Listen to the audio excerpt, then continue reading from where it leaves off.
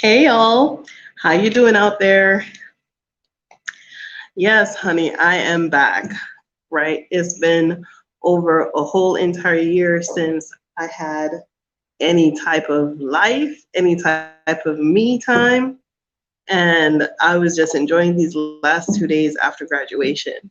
So, big ups to all the people who have been supporting and watching and pushing me through this struggle for these this last year.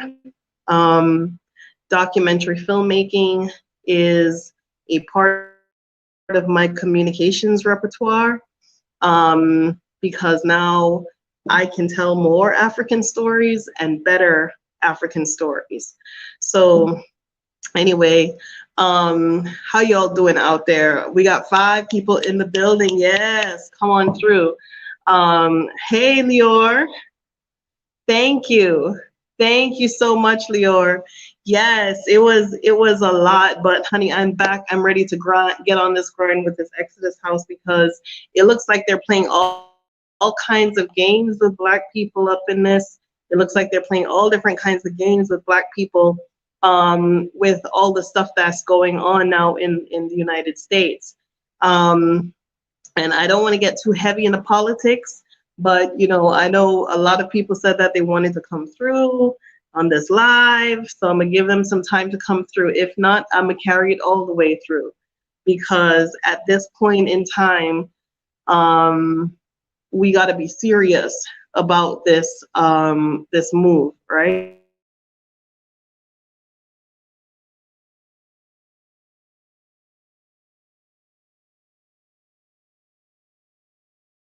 I wasn't able to commit more, yeah, that I wasn't able to commit more time to the people who were coming. I'm slowly going through my email box. I've gotten through, I think, probably 30% of my emails. Thank you, Life Little Things. Hey, Essie. Yes, thank you so much, Essie. Yes. Oh, Lord, these people, they tried me in so many ways. They tried to kick me out. They tried so many ways to get rid of me out of that program. And I was like, no, if I didn't want to be in the program, I would have quit. I would have dropped out when things were really bad in my life, and I didn't do that. So, no, y'all don't get to play those kinds of games, not with this one. So, yes, serious obstacles, thank you. And then the last thing that they tried was they tried to tell me that I didn't qualify for my student loan for their program, because they didn't expect me to have a letter from the U.S. Department of Education that my entire loan was cleared. All of my loans are cleared. When I started their program, I was debt free.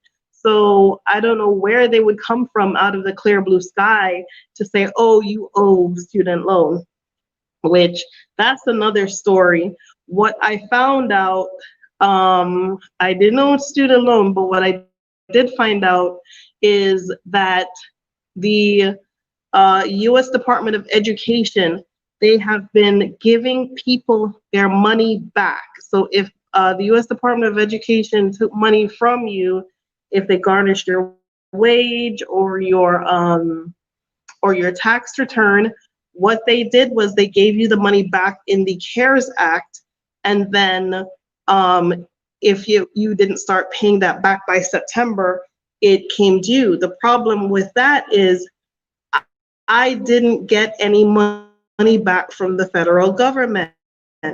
So I don't owe anybody any money. And what I've noticed with this CARES Act and a lot of these things is that they're re-establishing debt. Hey Dale, how are you? Hey Fayla Vet, thank you so much, honey. Mwah, mwah, mwah. Thank you, Akita.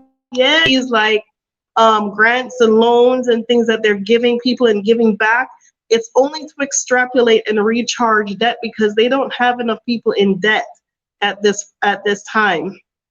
you know, and you know they took the whole year to give out some stimulus money or 600 per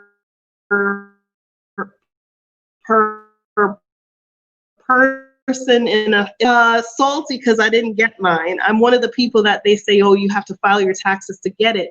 But how does that make any sense to you that they would go the whole year, not give anybody the little much that they should give you?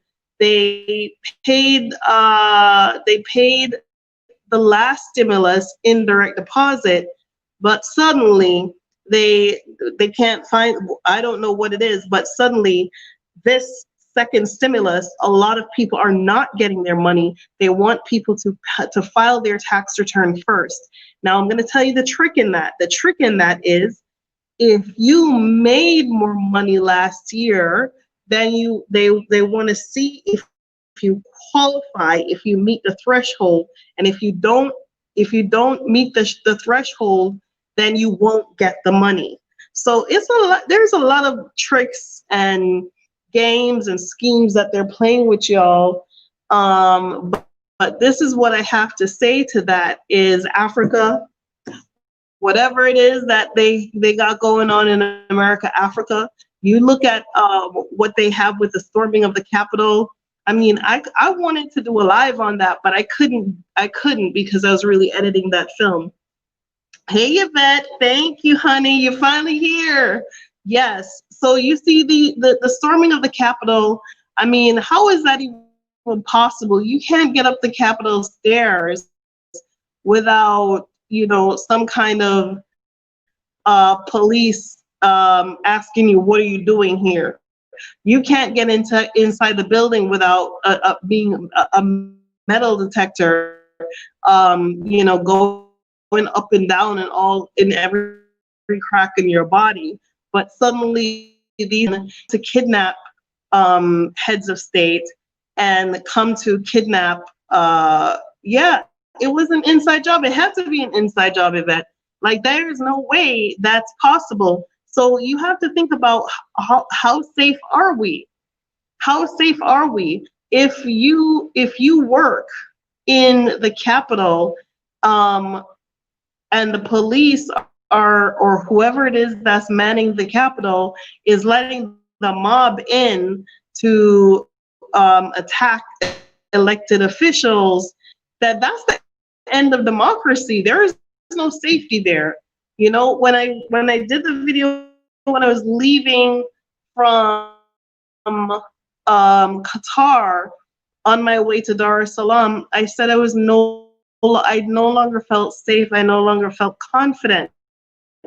And these things were, you know, indicators in law enforcement. What is going to happen in the inauguration, right? What is going to happen going forward? So I'm just like, okay, I said it before and I'll say it again. Your country is at war and it's only going to get worse, right? It's only going to get worse. So don't let them trick you with this little stimulus money. Don't let them trick you with that stuff, right? I'm not saying it's not valid and it's not important to a lot of people who are hurting and in need, but they give you just enough to keep you, you know, to keep you thirsty, right? They give you, hey, Danita, thank you, honey. Rio Bello says, well, what do we have here? Yes, we have a live Rio Bello.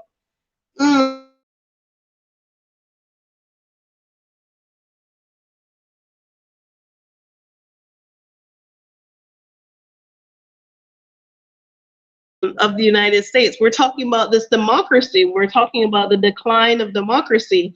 And, you know, we can all, you know, hate America if we want to, or dislike this or dislike their policies, but we all, you know, on some level appreciate America for what it is and what it's supposed to be. Okay? We in all some ways want America to be what it says it is, like a multiracial, inclusive, democratic country. It is not that at this point in time. It's a free-for-all. Okay, and then these people have the nerve to get on television and say, well, when the Black Lives Matter, the Black Lives Matter people didn't storm anywhere with the intent to kidnap the vice president of the United States. The second most powerful person in command of the most powerful military in the world. Black people didn't try to do that. So how dare you compare people who were exercising their civic right, by exercising their discontent and exercising their voice with all of this racism that was happening. How dare you compare that to what happened inside the state capitol, killing 5 people plus 1 police officer, and that's horrible. When somebody gets up and goes to work to defend somewhere, and then there is a mob where there shouldn't be one, and somebody is just dead, just like that. That's crazy stuff. Yeah, there's never been a democracy in America. Miss Crystal, Miss Crystal says there has never been democracy in America. Never. There's never, but what I'm saying is the idea of America, the idea of a culture that we're supposed to be all men created equal in the Bill of Rights. We're supposed to be, we're not supposed to be discriminated against based on our race, on our religion, on our culture. We're not, those very essential ideas that we would gravitate to as human beings. Why immigrants would want to go to America, why people stay in America, why they're, the real Bella says Jamaica is a multiracial, inclusive, democratic country of sorts. No, Jamaica is a multiracial, inclusive, social democracy. Jamaica is not a full democratic country. Jamaica is a social democracy. So Jamaica's structure is set up a little bit differently than the United States, right? But that they put certain things in writing of what they want their society to be, of what they want their culture to be, that they put it in writing, that we can actually go to a page and turn and look and read it and says, see, it says that your society is supposed to be this because the founding fathers put that in it, and the racist white slaving owner, they said all men are created equal, right? So we want those ideas. We want those. We urge for those ideas as human beings, right? But in all honesty, I have not encountered any of those ideas that are supposed to be the American dream, okay? Because it's not a dream, it's a nightmare. Because none of those things, everything that they say that they stand for in democracy or in humanity, they're the opposite. So, it's like 1984. They're there to, the Ministry of Health in the book 1984 by George Orwell. Everything is counter to what it should be. The World Health Organization is mishealth. The news media isn't there to make you an informed consumer. It's there to misinform you and misguide you and provide you with falseness, right? America is the greatest country in the world. However, it is the greatest, it has the most illiteracy rate than any other country in the world. It has the highest infant mortality rate. It has, it makes all these wars and puts people in all kinds of debt and inflation for the rest of your life. You think, our boys are going to Afghanistan and Iraq to go fight for freedom. But when you go to the supermarket and you buy eggs 3 times the cost of what eggs should be, you're like, oh, why are the eggs so expensive? They're so expensive because there's a thing called inflation. All the things that they borrow and they pay, you pay that back out through inflation. That's economics for you, right? So it's all propaganda. So you have to find away. Let me see. America has been the greatest marketing scheme. Yes, Miss Fire, it is a marketing scheme. It is a marketing scheme with all different kinds of platforms to give you the idea that they are better and they are superior, because look, see, you can turn on the television and oh, you can see them superior, you can see them selling cars and them living the life. So maybe something is wrong with me because I don't have what they have, right? So it's all propaganda. About 6 years ago, I spoke at the UNIA in Marcus Garvey House in Kingston, and I gave a speech on the media, on the way how they're able to spread their lies and their ideas and their propaganda is through the media. And the media is everywhere. You go to Jamaica and you turn on the TV, it's like you never left America. Here, you turn on the TV, you get CNN, MSNBC, Fox News, you get the same thing. Why are we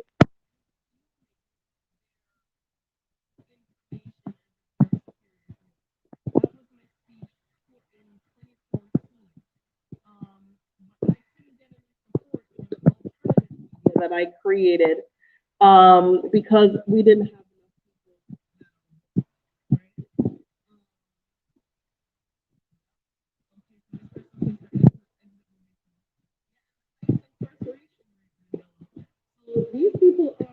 these people are, you know, everything that they say, we want to hear those words. We want to hear that all men are created equal. But in actuality, we know that it is the black man who was created superior, and they're riding on our backs to get to the top wherever and whenever they can. So when are we going to own our own democracy? Okay, when are we going to demonstrate our own freedom of our own humanity? When? I can tell you this is not going to happen coming through America. It's not going to happen staying in America. It's not going to happen being in America. Your entire psychology and social structure and social ability to think for yourself is undermined in America, right? You know, maybe my hand is over my mic. Thank you, Sister Pam. Maybe it was. Let's see. Favor says, I found out this week that, yes, okay. So Favor Bless said she found out that more than 120 countries in the world have paid maternity leave, when America is the only first world country that doesn't have any. Honey, America is a third world country, okay? America is a third world country. The minute that they had to integrate Black children and white children, the education system declined. The minute that they had to integrate their hospitals, the healthcare system declined. The minute that they had to do anything to actually live up to the equalities that were put in writing, everything about them declined. They do not want Black people to have the same equality as white people. Don't forget, America was the last friend of apartheid South Africa. And I can't understand why there's so many African Americans in South Africa. But, you know, America was the last friend of apartheid South Africa, right? Hey, yes, Miss Radiant One. Yes, I'm going through my emails. So you were very consistent. So you were right at the top. Yes. Hey, Albert, thank you. Yes. Yes, Essie. So the issue that we're having in America is they're purposely undermining and disenfranchising their country, the entire country. They're all slaves, white people slaves, Black people slaves. Everyone in America is under the bus. Okay. Favor says here in Canada, they have 1 year of paid 80% of their salary to stay at home with our baby for 1 full year. We get 6 weeks in America. In America, you get 6 weeks. you drop that baby and you come back, or you won't have a job and they're not even paying you that maternity leave, right? So you have to figure out what part of that is humanity to you, what part of that is motherhood to you, what part of that do you want to subscribe to. The society on a whole makes no room for Black women and children.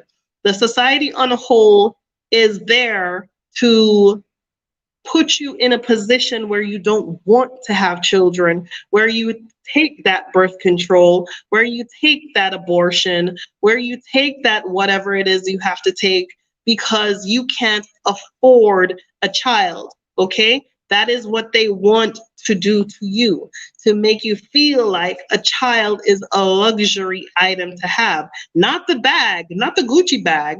No, no, no, that's not a luxury item. You could buy that because you need that. Not the shoes, or the Ferragamo belt, or the sunglasses, the Dolce & Gabbana glasses. No, no, no, no, no. A child, okay? When childcare costs more than university, right? JoJo's childcare was like $800 a month. If you earn more than a certain amount of money, all of that has to come out of your pocket, right? $800 a month. So her childcare was more expensive than rent, right? And you have to balance that. Okay, go into the hospital to deliver a baby. That's $25,000 out of your pocket, straight up.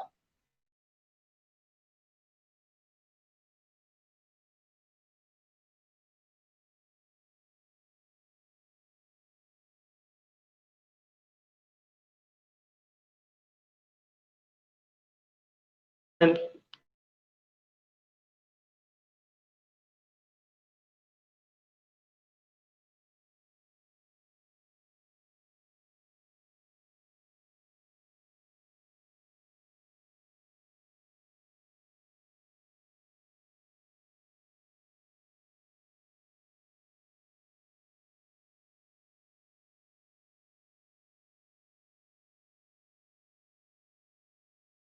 okay, so sorry. Yeah. No internet connection. No, I'm back. Yeah, if you don't have insurance, you're screwed, right? And all of these plans. Sorry, can you see me now? Say yes. Type yes. Okay. Yeah. Right. So you see the difference, Joan. Joan said that in England, for full 6 months, half and three, and I think basic for the next 3 plus paternity is also available. Okay. Thank you, guys. Yes. So the difference is England went and conquered the rest of the world, made everybody else a slave, brought that money back to the empire, made the empire wealthy, and then they sailed back to England, and they can, put their feet up and make the laws and keep out who they want to keep out and keep in who they want to keep in. So they can make their laws beneficial to their country because they didn't have to live with their slaves. Okay? The burning house that Martin Luther King integrated Black people into, that burning house is a master having to live with his slave. And those are the things that they for 400 years, you had the upper hand over people, that you could take advantage of them, you could abuse them, you can take what you want from them. For over 400 years, you could steal people's children, you can molest people's kids without anybody batting an eye. The laws in so many of these states say that you can kill your slave and not face any time because they're property, right? And that's why these white men are killing Black men and getting away with it, because it's written in these state laws, okay? So it's deep. It is deep. And here you come looking at all men are created equal, and America is a democracy, and I'm going to live in this democracy and live happily ever after. The hell you are. Because if they're not coming to get you, they're coming to get one of yours. That's for real, right? So we got people on this chat from France. Big up France and London and Canada, right? But wherever it is that you are at this point, it's time for you to get the hell up on out of there. Okay? It's time for you to really analyze what in that society is attractive to you. It's definitely not having some kids, okay? Because there's no child care. There is no, they killing Black children. I was doing research for my thesis film, and I discovered that these states, some of these states have children, thousands of Black children. In the year JoJo was born, in the state she was born, 12,000 Black children died during delivery, okay? And that is not some kind of, that is not made up numbers, that is their numbers, 12,000. And then they have the nerve to say, well, Black people are only 3% of the population in America. They're killing the population of growth in America. They do not want you to grow. They do not want you to expand. They don't want you to have a business. They don't want you to have anything. You can work and save all you want to. You don't have no goddamn credit. Or even if you have the credit, they're not giving you any money. So you have to analyze where in there looks attractive to you. You work all you want to, right? You work all you want to. You miss yourself one of those car notes.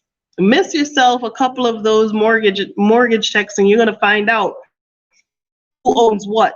A lot of people complaining, you can't own property in Tanzania. You can't own this. You don't own anything there either. Okay? You don't own anything there either, right? So let me see. Yeah, I mean, come together to stop their bullying. They're gonna bully us. They're going to bully us. Listen, as long as they have the handle and you have the blade, they're going to continue to bully you. They're going to continue to take full advantage of you in every way that they possibly can, because their superiority is the root of their perceived superiority. Their perceived superiority is the root, of their power. If they do not perceive themselves to be superior, they have nothing else, okay? They have nothing else. Their women ain't beautiful. Their men ain't attractive. They can't play basketball. They can't dance. They got no music.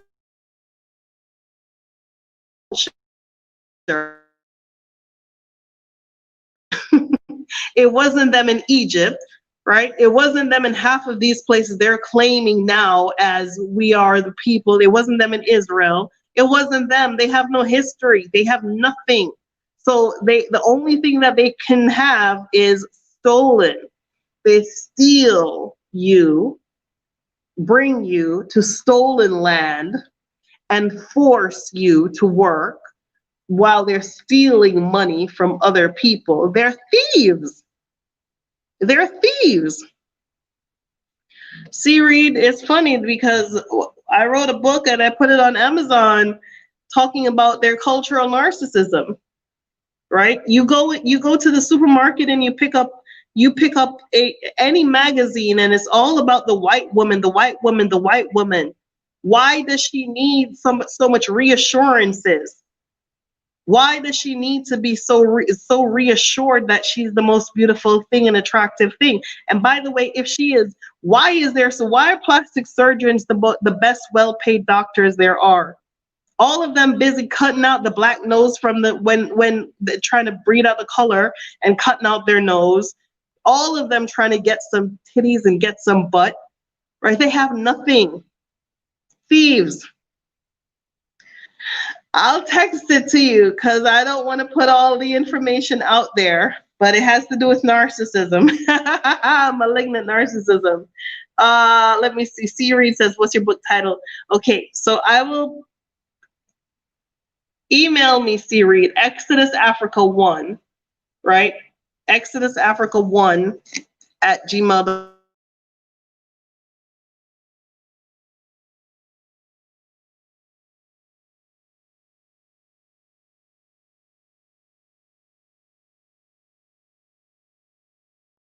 And I'll send it to you. All right. But these people are no damn joke. They're not stealing from someone, conning someone, manipulating someone, abusing someone. They have nothing. They need that. So what I want you to do is figure out inside of you, what is your power? What is your superpower? If white people disappeared overnight, could you feed yourself? Could you work for yourself? Could you take care of yourself? And if the answer is no, you have to do some work on yourself. Okay? This is 2021. We got the internet, we got Instagram, we got, yes, Exodus Africa 1 at gmail.com. Right? We have the year is 2021.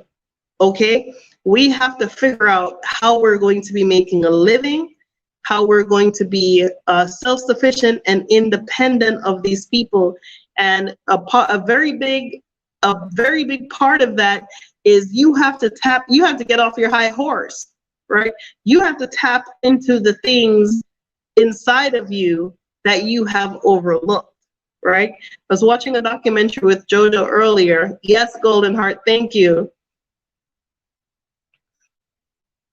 Yes, so what Joan Williams says, we need to work at not letting these women be the first teachers of our young minds.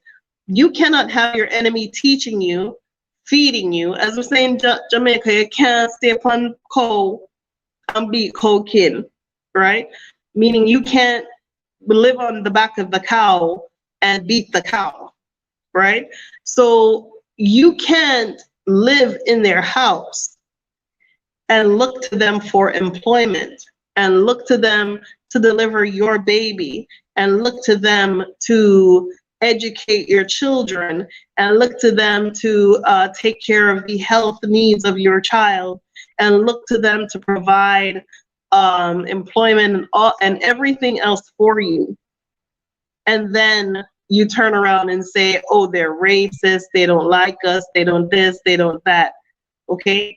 And I'm generalizing, I'm generalizing and I'm saying a lot of things that people are going to go, oh my God, Renee's racist, but I'm just talking the facts to the truth. And for my people who I know who are white, this is the reality of our situation in our society, okay? And the Exodus House, the transitional space, people moving out of the United States and into Africa, we need more and more places and spaces like this. And until you come to Tanzania or to Dar es Salaam, will you realize the necessity of a space like this? Unfortunately, while they were doing a number on us, they were doing a number on our African brothers and sisters, okay? When you go to these hotels, our brothers and sisters, they'll serve everybody else and they'll serve us last, okay? Unfortunately, that is part of the programming. When you go to places, because we are occupying spaces when we come to foreign countries and we come to, especially places in Africa where your dollar stretches a little bit more, when you go into those spaces, you're going to, as patrons, these venues that you're going to, right? And unfortunately, our African brothers and sisters do not yet have the same enlightenment that we have been exposed to, right? This doesn't mean that they're dumb. It doesn't mean that they don't know. It doesn't mean that they're stupid. It just means that they have not been exposed to the things that we have been exposed to. And a lot of them is their job, you know, it's their livelihood, it's their only way of feeding their children. And they don't want to get written up or feel that they haven't done right to serve the master. So when you go to those places, you might not get served and you might not get treated right how the white folk get treated. Okay, and I've seen it a couple of times where I've gone somewhere and I ordered food, and Becky walks in with her Maasai and her food is right behind her, and I'm still there like, where my food at? Okay, and I've gone to places where, you know, I'm like, I'm waiting for someone to acknowledge presence. And the white folk around me, they get this, they get that. And when the girls come to serve, they act like, why are you even here? Okay? So they have not been properly. Okay, so Rob C says, say that again, you're buffering. Thank you, Findel. I appreciate that so much. Yes, so what I was saying was the necessity of the Exodus houses and spaces like that are places that we're coming out of that kind of terrorism from America and other places, and we're coming to Africa, and unfortunately our African brothers and sisters have yet to be exposed to, you know, how they have been bamboozled, right? And because they have not been exposed, a lot of them are still in stepping and fetching, right? And a lot of them, when you go to places, you don't get served well and you don't get treated well. And to me, that's an opportunity for training. It's an opportunity of, you know, teaching our brothers and sisters how to support each other. Yes. Okay. Yeah, so that's what I was talking about. And the other thing is, like, these hotels, we're coming with a different standard of expectation, right? And unfortunately, some of these places, they are subpar, scratchy sheets. There's this one particular hotel that everybody has been staying at, and at this hotel, I mean, people change the room an average of 3 times of being in this property. And I'm going to interview some of these people so you can know that I'm not making it up. But you know, at the same time, we want to you know, be humble and be appreciative of the fact that we're in Africa. But you don't need to be in a place where, you know, this window doesn't open, this air conditioner isn't working, the air conditioner is too loud, you can't sleep well, the sheets are scratchy, this, that, and the third, you know.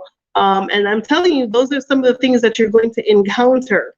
There are people who now have YouTube channels that I met them when I was in my hotel. I met them because they were running away from their Airbnb, right? And, you know, so it's a serious thing as far as, like, okay, I've come and I've spent my money, I would like the basics, right? So some things are wanting, and that's why the Exodus house is a necessity. Mm-hmm. Speaking of the Exodus house, so a lot of you have messaged me. I think I see about 2 people on here who've messaged me about sponsoring windows. Okay, so the Exodus house has 33 windows, right? And the 33 windows that it has, half of them are facing the garden and the other half are facing the ocean. Excuse me. The windows that can be sponsored are the ones that are facing the ocean. The windows that are facing the garden are all bathroom windows or closet windows, right? So the average window, because of the size of the window, they're huge. People told me, oh, just block them up, just, you know, block them up, make them smaller. I wouldn't do that. I didn't do that because A, it's not my property. B, I think it would kill the entire, beauty of this, just the picture windows. So the average window is about $300 US with the profile that I've selected that also has mosquito nets. So if you would like to sponsor a window, this is what you're going to do. This is how it works, okay? And I'm also going to write it in the chat. So these are stamping blanks, right? This is what I was originally going to use to engrave the name of the person who would donate that window.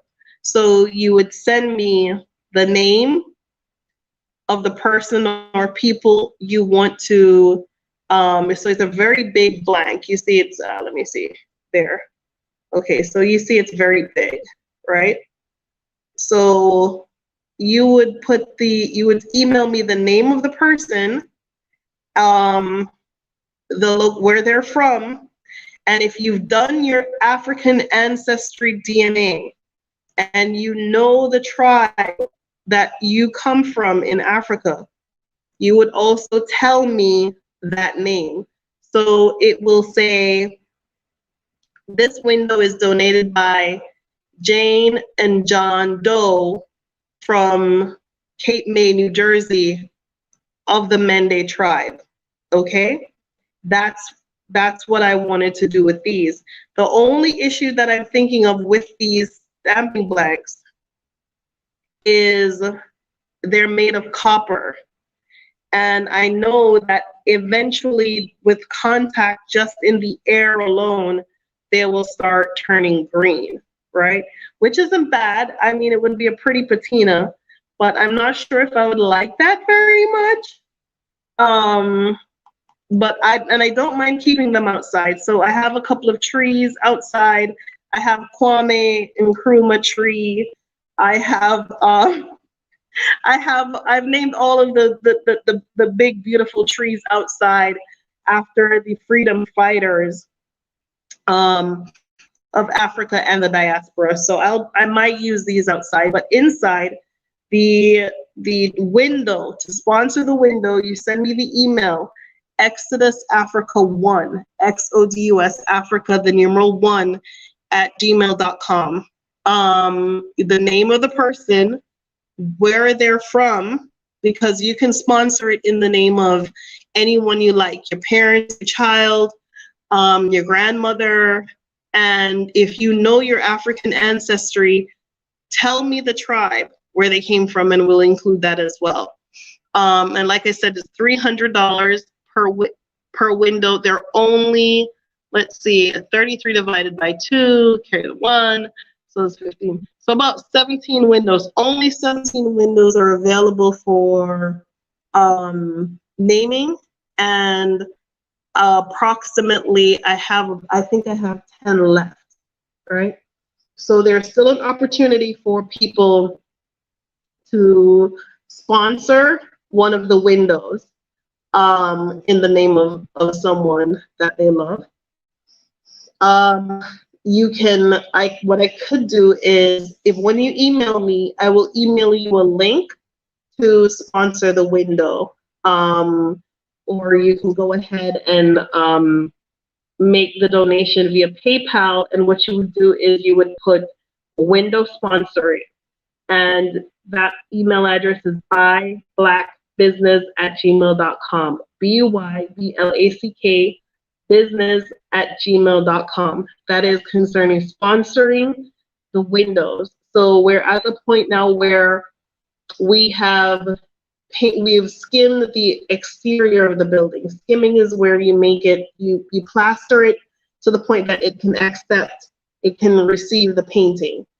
And then we're going to the metalworks, and then we're going to the painting of the interior. You can sponsor the kitchen. You can sponsor some appliances. You can sponsor anything that you believe that you would want to have your name commemorated as part of the contribution to this project. The other thing that I need for people to do, I need the people who are in mental health and well-being to communicate with me, counselors, healers, Reiki healers, people who yoga instructors. I need those people to communicate with me because it is a wellness space. It's not just come to this Airbnb and stay overnight. It is a wellness space. So one of the things I did over the weekend is I went and I got some more plants, and Jackson says to me, "Oh, you could have planted some vegetables, some fruit, some vegetables, and you're hungry and dig them up." And he goes, "Oh no, like corn and peanut is they're nice plants." I'm like, "Yeah, they're nice plants, but you're gonna eat them." And he laughed, and I'm like, "Okay, let me try to understand. Public health is good, yes, but yeah, he said public health. Yeah, yes, it is a wellness space. It is not enough to come off of the plane and say, I'm in Africa now. We're going to go through a lot emotionally, psychologically. We need support. It is not an easy thing to repair our entire ancestry. Okay, how about that, Rob? Is that better? Yeah, it's not an easy your family. It's not an easy thing. You're gonna go through a lot. People who come as couples, people who come as family, people who come with children. It is not going to be an easy walk for you.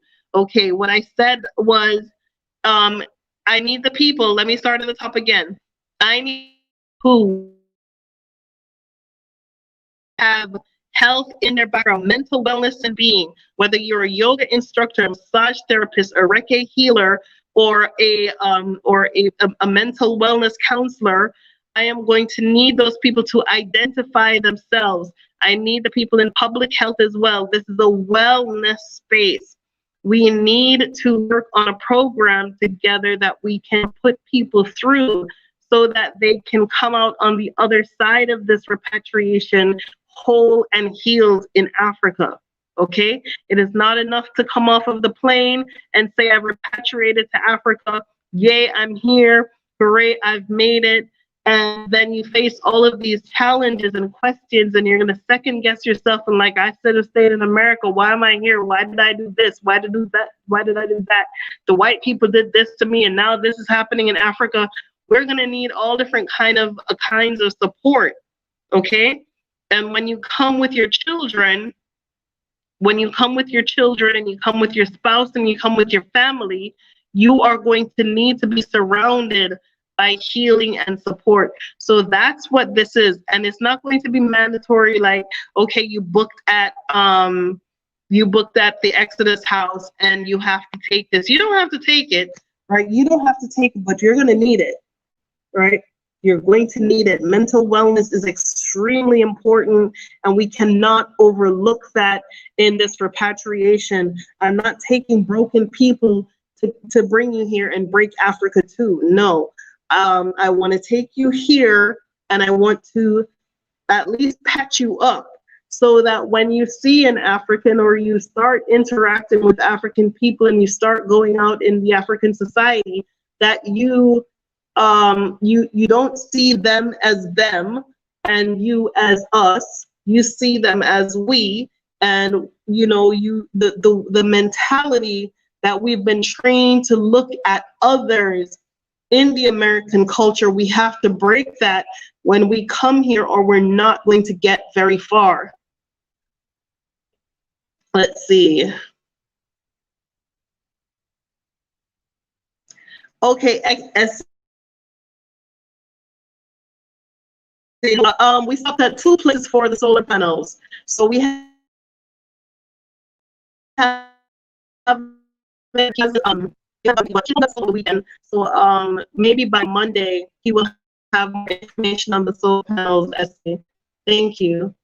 Okay, so Leonard said that emotional judgment is a real. Once you make it to African experience freedom and then look back at chaotic life in America is enough to make a person resentful. Yes. And I was one of those people, Lior. I was one of those people who I couldn't believe it. I couldn't believe that I spent so much of my time in that chaos, in that gutter. I couldn't believe it that I did that to myself. Knowing better and knowing who I was, I actually, like the first few weeks, I kept saying to Jackson, I can't believe I stayed there so long. I can't believe I did that so long. And he kept saying, well, you're here now, you're here now, you're here now. But how I can't explain how it feels. A very big part of me was very angry with myself that I actually stayed in that gutter and allowed myself to be treated that way, knowing who I was and knowing my potential. And I sat there in America waiting for only God knows what, right? And, it hurt me. It really hurt me that I actually stayed that long. So when I came here and looked back over my shoulder, I was very angry. I was very, very angry. And if you don't deal with that, you could very well take out that anger on them. Because you're looking, when you come here and you look at them, you're seeing what you would have been, what your life would have been, what your family would have been if there wasn't the interruption of slavery and Jim Crow and racism and everything else that was holding you back. Because these people, they're hard workers. These Tanzanian people, they're on the top of their game. As young as you see them, they are all on top of their game, okay? If they're out there hustling, they're hustling. They're selling fish, they're on the top of their game, right? Whatever it is that they find to do, they're doing it, and they're doing it the best they possibly can. So I want you to understand something, that if you don't deal with that emotional feeling, or you can very well start looking at them inferior to you, or B, looking at them in some ways that makes, make them uncomfortable. Like you want to blame them for what happened to you. You're going to have to deal with it, right? Excuse me. Yes, the mental health and healthcare professionals, those are the people we need. Right? The feeling of freedom in Africa is true. It's true healing. Yes, Joan. Some books on wellness? Of course. Let's see. Email me.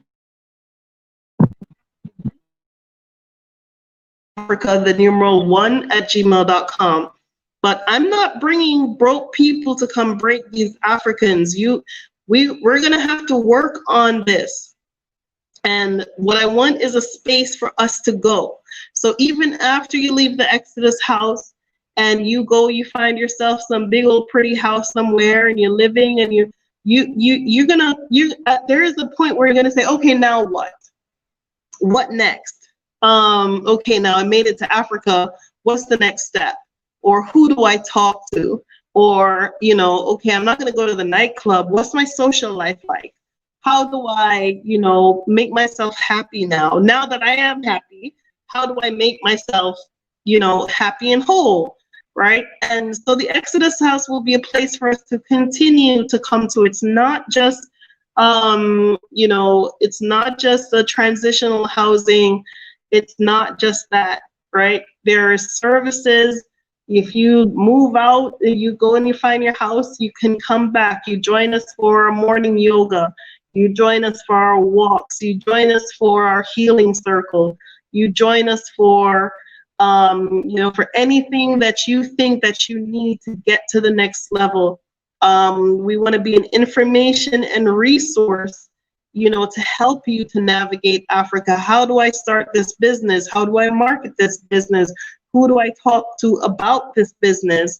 You know, how can I, you know, meet a local who can help me to, you know, navigate through this system? So that's really what we're looking to do. The transitional housing is a necessity, but the healing and community is really what we're after, is what I'm looking for. That healing is necessary.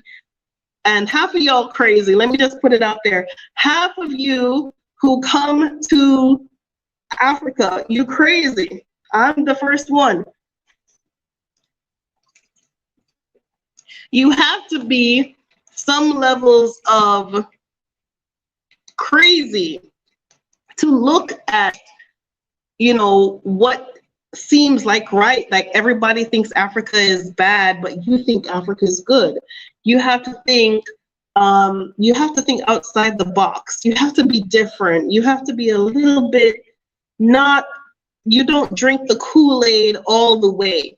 There's a little something about you that makes Africa look appealing, that makes the American society looks like madness. There's a little bit of something about you that you say, I'm not living here, goodbye, right? And you can let go of your auntie and your house and your dog, and you can say, okay, I'm going to Africa, I'm dropping all of this stuff, and I'm going to Africa. You have to have a little, the screw has to be a little loose, right? And what we want to do is, when you come here, is tighten that bolt and reinforce that bolt, whatever it is that's loose, and reinforce it and guide you towards your potential and your opportunity when you get here, right? So conscientious kind of says, yeah, so something has to be a little not right about you, right? Yes. Exactly. Even the dog. You gotta leave the dog behind. Something about you has got to say, this is not right. Meanwhile, everybody else is like, rah, rah, America is the best country in the world. Everybody else is like, this is fantastic. I love this Kool-Aid. There has to be something else, something about you that is not 100%. And if that energy is not steered and geared and focused towards you know, something material and something constructive, it can be destructive. So you can very well import that craziness here, right? I know you know what I'm saying. Yup. Of course, Leah, yeah, I'm the first crazy one. I was like, I'm getting on the plane. I ain't never looked back, right? You know, but you have to be steered, right? And the last thing that we want is to leave America with this chaos, right? And come here and bring chaos. I can't handle 300 chaotic people. I can't handle 3,000 chaotic people. So I'm gonna need y'all to recognize that we need fixing. There we go. Yes, the journey begins when you arrive. That's when the journey begins. Okay, Ezzy, how is that? Am I better? Yeah, let me see. Yes, Leo, total madness, complete chaotic madness, right? But they say, the thing that they say all the time that I find to be true is hurt people. And we are coming from a hill of hurt. We're coming from a whole lot of hurt, right? We're coming from a lot of hurt.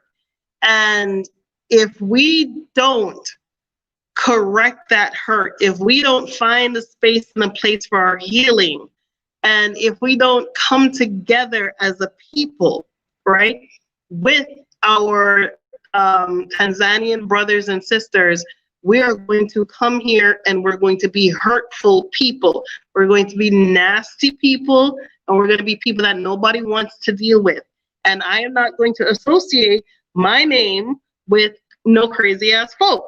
So from what I've been seeing, I see that we're dealing with a lot of mental health issues with a lot of our people who are coming back. They've been hurt, they've been broken, they they hold everything in and they hold everything tight, right? And we need to find a way to deal with that, right? Yeah, so conscientious, so we could, well, I'm going to be doing a podcast conscientious.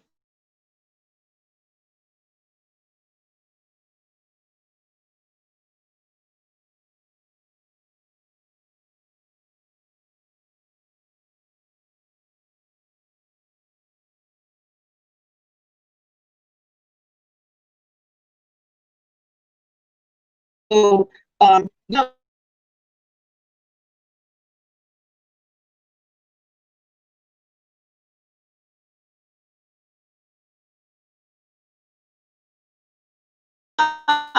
Okay, there we go. Sorry, yeah, I froze up, but I should be okay now. Am I okay now, CE? Yeah. Okay. So we have to, I'm going to be doing a podcast, but my wheelhouse is business development. My wheelhouse is marketing, business development, and media and communications. That's my wheelhouse, right? But I need the people who are coming to identify themselves. Let me know who you are, if you're coming from mental health, a space of mental health, because I need some healing. I'm out here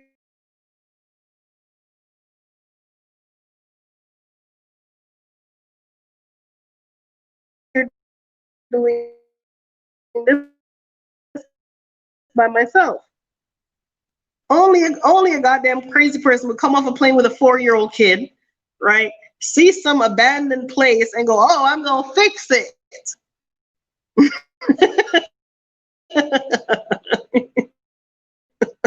I need healing. I need help. I need support. I need community, right?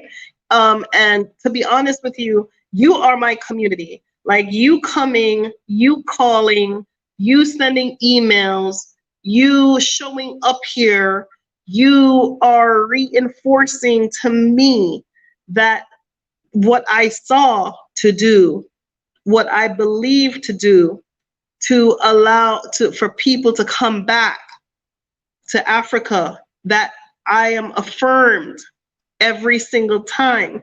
That is how I have been getting my healing and my wellness, is through you holding that reflection back to me and saying, I see you. You're right. Okay. And I'm telling you, it's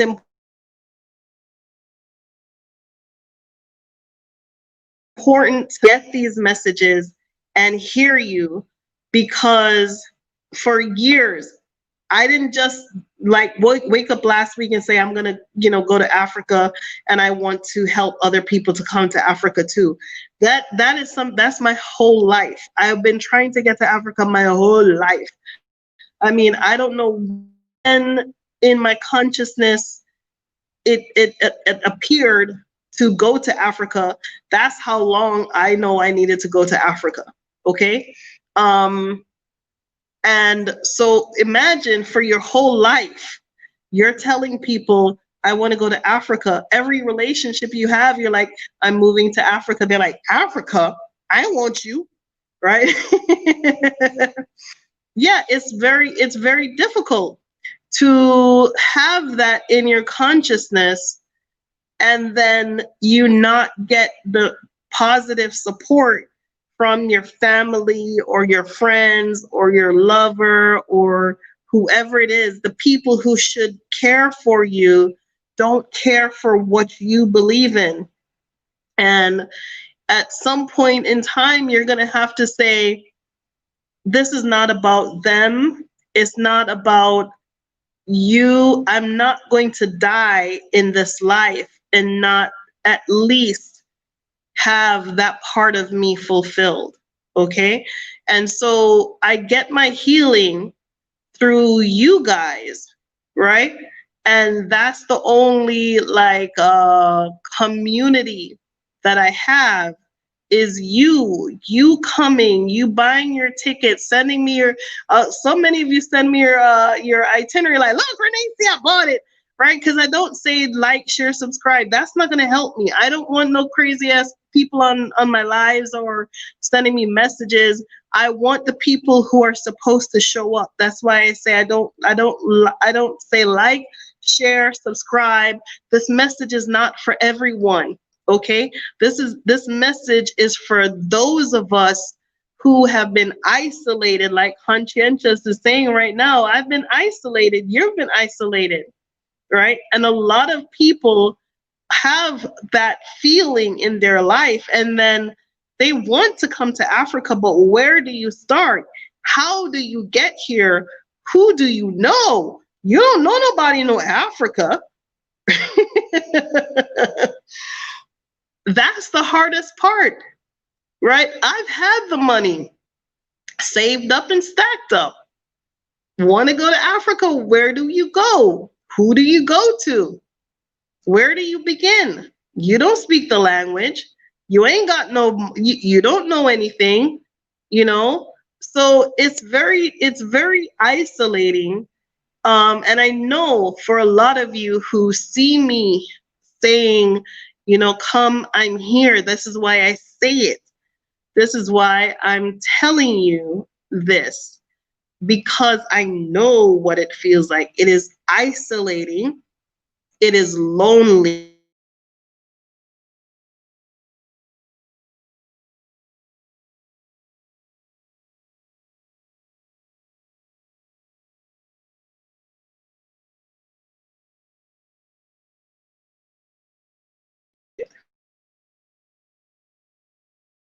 Me off. Yeah, like I must be doing something right, you know? Thank you, Lior. Yes, you must be doing something. When you come on these lives, or you communicate with me, or you communicate with the other people on these on the chat, you realize that you're not the only one, okay? And it can be done, and that is very powerful. Now, when I did this, I didn't intend to. When I started the channel, I didn't intend to like be, you know, the lighthouse. I just wanted to challenge the narrative of what people thought Africa was. I knew what I was going to see. I knew the environment that I was going to be in. I knew what I was looking for. And I wanted to challenge the narrative that, hey, Sweet Berry, I wanted to challenge the narrative of the people back home who kept telling me, you're going to go to Africa. They live in huts. They have lions. They don't have any roads. They don't have this. They don't have that. Yep. Yes. Yes, Tanika. Yeah, it's hard to tell that to people. Yeah. So Akita says she moves in silence. You can't make people understand. You can't. You cannot. You just got to do it, right? Because if for years you've been saying to someone, you know, look, you can come. I remember I had this friend, I was like, listen, you're in leatherworks, right? You can make a killing moving to Africa, right? You can get leather here. It's just a matter of putting it back in the mail and mailing off your goods. I mean, but they would never believe me. If there is so much leather there, why aren't other people doing what I'm doing? Because people don't have the exposure. And I would go over and over and over, and I would explain. I would be in tears by the time I was done explaining. And I was like, after a while, hey, Serenity. After a while, it was like, you know what? Let me just go. Let me just go. They open these borders. The next chance I get, I'm on a plane. I'm out of Dodge. Let me go and show these people that I've been talking to for years. Let me go show them that these houses, nobody here is living in a hut unless they want to, right? The beaches here are made of pure white sand, powder sugar. The ocean is crystalline, clear blue, right? There are paved streets. There are skyscraper buildings. There is cosmopolitan society. There is anything that you want to get into. If you want to get into the film industry, it's here. If you want to get into the fashion industry, it's here. Yeah, yeah, so the whole thing about starting this channel was to just combat the people, the talk that has been going around me for years, that I was crazy because I wanted to move to Africa. You know, and for me, the more pushing issue was like, I am not going to sacrifice JoJo on the altar of America. I am not going to put her into their school system so they can tell me that she needs Ritalin because she's high spirited. I wasn't going to put her into their system that doesn't challenge children enough, that doesn't give them any languages, that doesn't give them any music, any art, any swimming, anything, and then they get mad because Black children can't sit still for long enough. I wasn't going to do that to her, to dumb her down and sacrifice her on their altar, because, you know, I had to really look at myself and say, okay, you done lived your whole life being a fool sitting here in this country, but you don't get to F JoJo up. You don't get to also feed her your fears of, where am I going to go? What am I going to do? I don't know nobody. How am I going to get there? How am I going to get around? No, I decided, I made a conscious decision that I was not going to also raise her that way. So that was part and parcel of why I was like, I got to go. It's time for her to go to school. It's time for her to get integrated. It's time for her to go now somewhere. I just had to go, right? Let me see. They only teach us that we're one slave, and that's the school system makes Africa look savage the same way they make Native Americans look savage. It is sad. But you know what used to bother me, Lior, is my curiosity was like, we're in this classroom and I'm all the way in America, and you're teaching me about Italy, and between Italy and America is Africa. And all I'm getting is European. I'm getting everything like Africa is closer. Why aren't we hearing anything about Africa? Did no one ever build a boat and sail? When I was 12, I used to ask these questions. Did no one sail from Africa? Didn't somebody cut down a boat and make it a canoe, a something?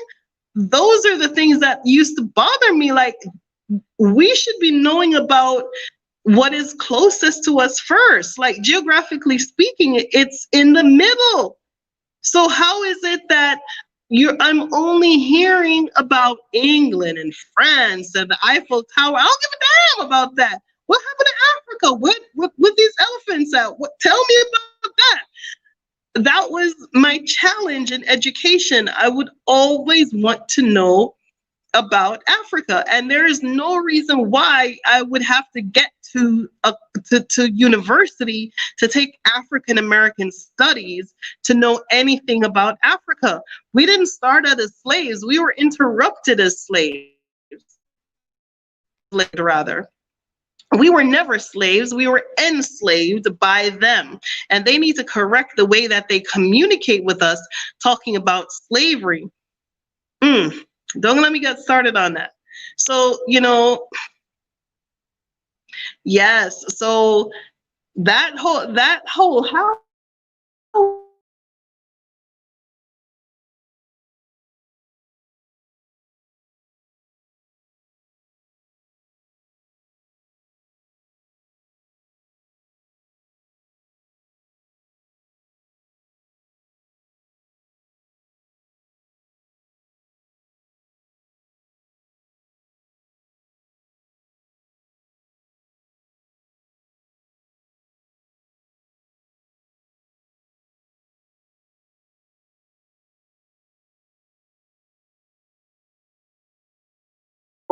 is I can't wait. I turn up.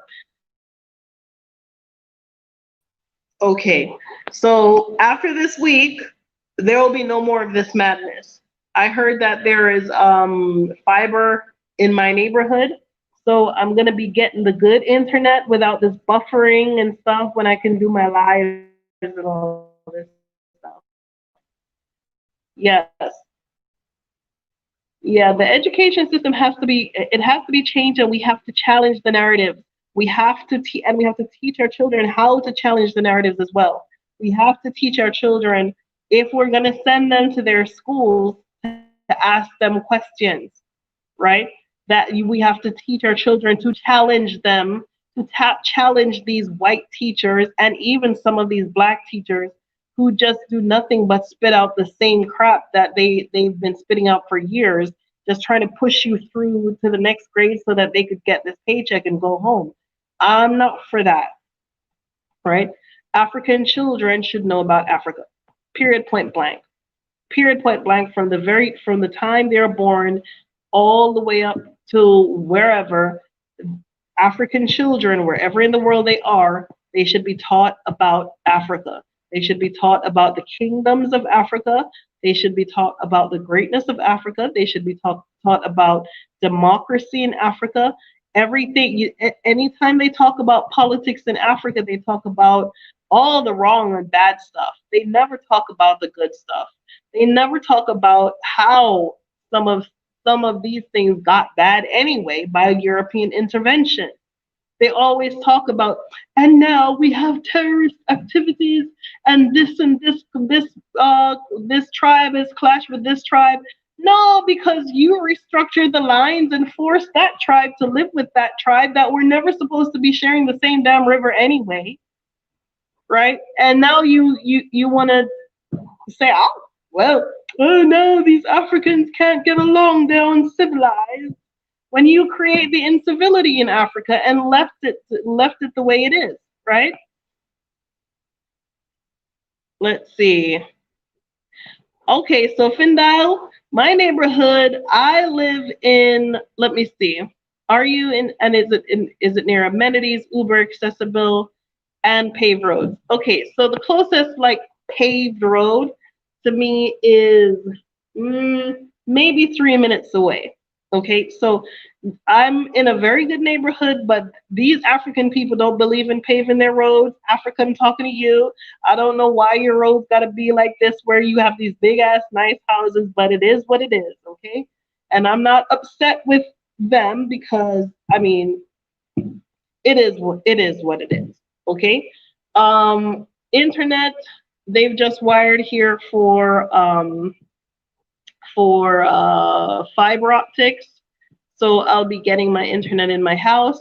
And Uber, yeah, I mean, we can get Ubers anywhere, but it really depends on where they are, right? So Lear says that they stole the resources from the land first and left. They didn't leave; they were pushed out. One of the some of the things that they failed to teach us is how many of these African kingdoms were fighting back against slavery. They don't tell us about Oba Oromwen. They don't tell us about Prempeh I. They don't tell us about any of the. They don't tell us about any of the leaders who actually fought against slavery. They don't tell it was your ancestors who sold black people were selling black people. Yeah, but you were the demand. You were the demand, right? You were the demand, like you're the demand right now for cocaine, and you're the demand now for all the illicit drugs. But excuse me, you don't want to own that you demand somewhere you're in your depraved mind. You don't want to own somewhere in your depraved mind that you are the driving factor and the cause. You don't want to own that you wanted cheap labor to come and work this stolen land that you've been done stole from the Indians. You don't want to own that part, right? But you don't talk about, oh, I gave some Africans some rum and some guns and I told them to go rob the next village and bring us some Africans. You don't own that part, but you want to preach and tell us that it was Africans who were selling Africans into slavery because of you. Anyway, let me see what these comments says. All right. Yes, Leo, they done stole. Let me see it. Iris made sure with a close friend I didn't have to explain anything new. Yep. Yeah, it's time to go. It's time to get out of that goddamn place, right? They send their finished products to Europe and the manufacturers place Dior, Gucci. Yep. They said they've been taking the resources out of Africa, out of the Caribbean, out of everything, out of everywhere in the world and saying, oh, we have the finest cocoa. The Belgians, they love to gloat about their chocolate, not a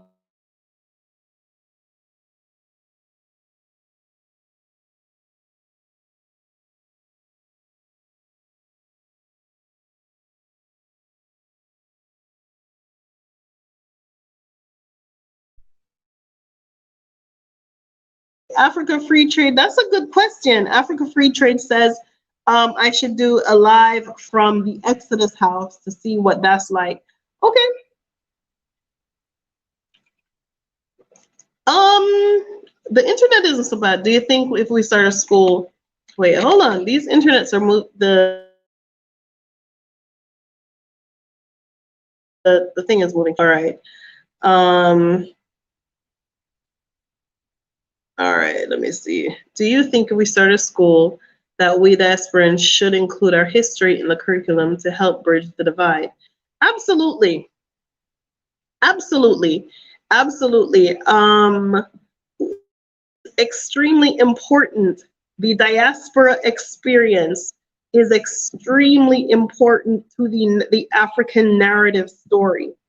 And the African narrative story is important to the diaspora experience. Okay, we have to learn how to cross-pollinate and cross-propagate our narratives and be owners of our own story and information and history in the context of our greatness as a people. We have to learn how to do that. Okay, because I'll be damned if I'm going to raise some child who don't know anything about Africa, and I'm not going to be raising some child in Africa who doesn't know anything about their identity in the rest of the world. And unfortunately, the education system in Africa was built by the same people who were shipping slaves away, the Jesuits and the Catholic Church, right? Those are the people who built the schools, and those are the people who were responsible for slavery. Those are the people who get to command the knowledge and the information. So definitely a new curriculum and a new curriculum and a new perspective on history is needed, because we're talking about a new Africa. If we're saying, okay, it's time to leave America and we start leaving in droves, we're talking about a new Africa, and we have to think about what does that new Africa look like in the near future, in the next 10 years, in the next 20 years. It's not going to be a new Africa with the same institutions that have failed these Africans. It's not going to be a new Africa with the same mentality, or we coming with the same education that we're coming from that has failed us. No, we're going to have to find our own education. We're going to have to build our own education for this new Africa, right? Let's see. So Serenity says, we discussed the raffle drawing and how to enter. Went to the site, was unsure how to enter. Okay, Serenity, let's see. So it would be exodushouse.com and to the raffle, okay?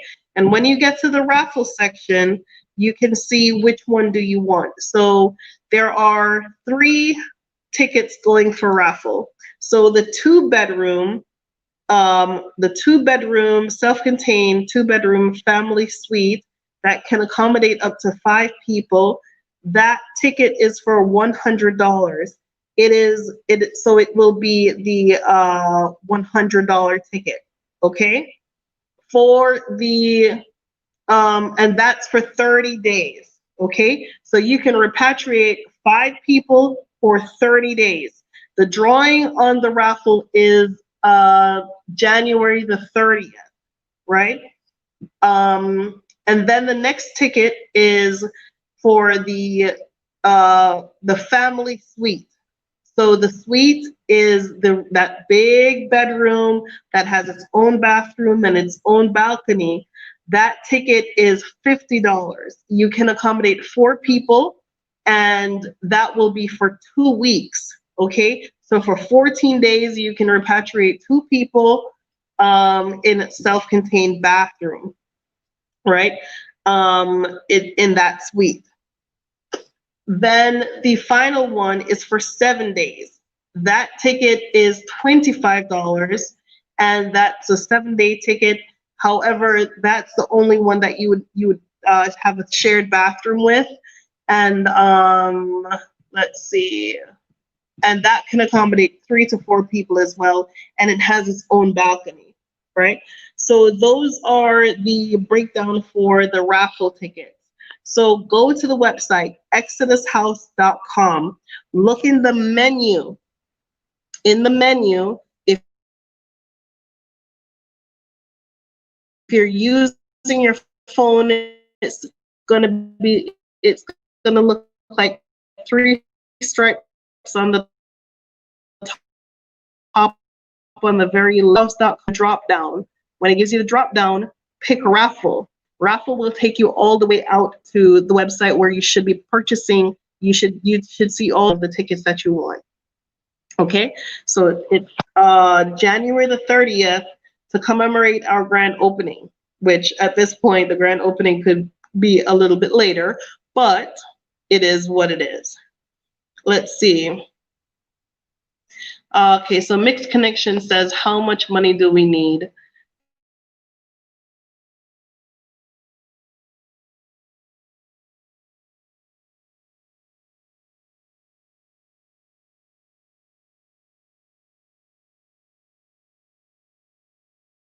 To open up a small.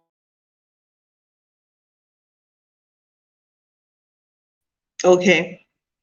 So I think Mixed Connection says, how much money do you need to open up at least a small school? It depends on the age group. It depends on, because remember, a lot of these schools are built very small.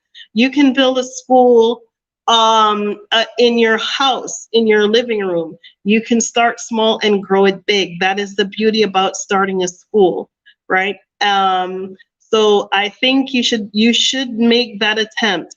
Rent a house, and that you can operate that school from. Think of the age of the student. Are you doing it for pre-K, K? Are you doing it K through 12? You know, think about the age group of what you're looking to do, and think about that curriculum. So I actually have an educational project that I'm working on right now. That if you would like to communicate with me about my educational project, that would be Exodus Africa, the numeral 1 @gmail.com. And it is dealing with the same cross-pollination and cross-propagation of knowledge and information across the diaspora and Africa. Okay. So now that I'm out of school, I'm ready to jump into that with 2 feet as well. Okay, Conscientious says, I personally feel we should return home with that cash, ready to build, not broke.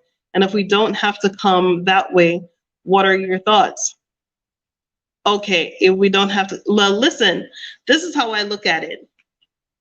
is collaboration is necessary. So I might come with some great ideas, and I might not necessarily have the resources. You might come with the resources, and through coming here, you can, you can build relationships to work on the goal together. So I don't think I'm not going to Africa. I think you should walk with whatever bag you have. If your bag has holes in it, carry that bag. If your bag is a Louis Vuitton, honey, you carry that bag. Whatever it is, the bag that you have, there is value that you cannot see. It has very little resources. It's not going to be useful to anybody, but you don't know what value you're bringing to the experience. You don't know what value you're bringing to someone else, right? So in America, we're accustomed to looking at a person's value with money, right? And I'm not saying that come to Africa broke, okay? Don't come to Africa broke. What I'm saying is, if you really want to come and you don't have a lot of cash and you need to come, then come, okay? Then come, because you don't know what relationships you can build with the skills and knowledge that you already have. You might not be anything or anybody in America, but you might be somebody and something coming here. Okay, so don't use the European standard of worth against yourself. Okay, that's not what conscientious is saying, but I am saying that you should not use the white people standard of what your value is to say, okay, well, I have nothing to bring to the party, so I'm not going. Come to the party. We're all at the party. You don't know who at the party might just be looking for you, right? You don't know who at the party might need somebody just like you, right? There are people who are probably saying right now that I'm broke, I'm this, I'm that, and the third, and Renee don't need me. And I'm like, I need someone exactly like you with your work acumen, your punctuality, your brain skills, your intellect, your ability to see the future, your ability to be trustworthy. That's valuable. In this place, that's valuable. It might be valuable more than money, because a person like that can always make money when they find people who have money to trust them. Okay? So if you're coming with your good, and your good is not necessarily in the bank, still come, because we need all kinds to make this thing work, right? If you're the only thing you have of value is that you can make some plants grow, we need you. We need you. Come with your skills, come with your dreams, come with your hopes, come with those things, come with those things that you have inside of you, because you don't know, you might just be, the thing that we've all been waiting for, right?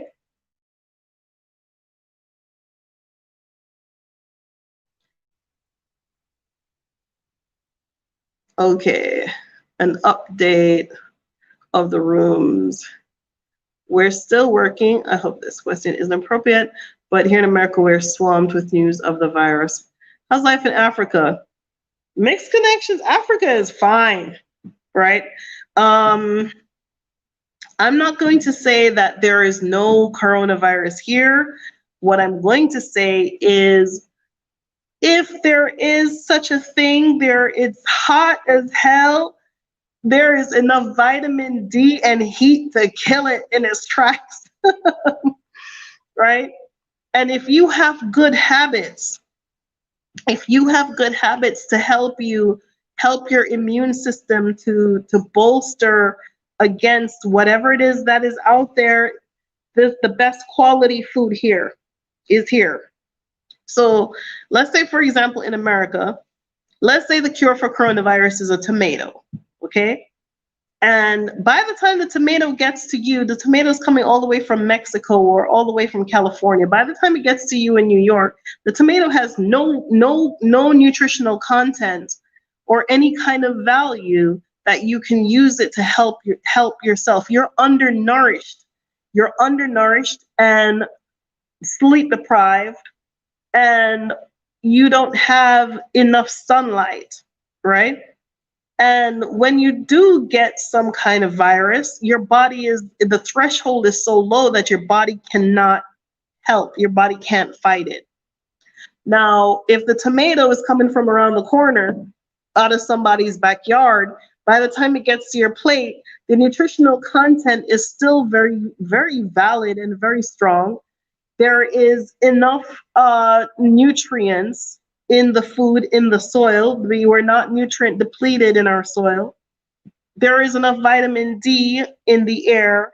And we go to bed at night, okay?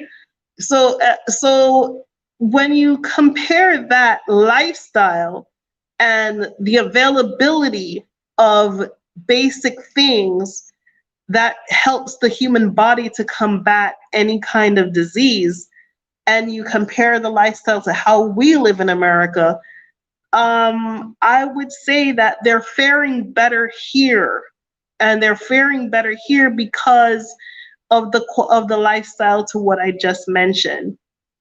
So think about those things when you think about, why is coronavirus so bad in America and we don't hardly hear anything about it in Africa.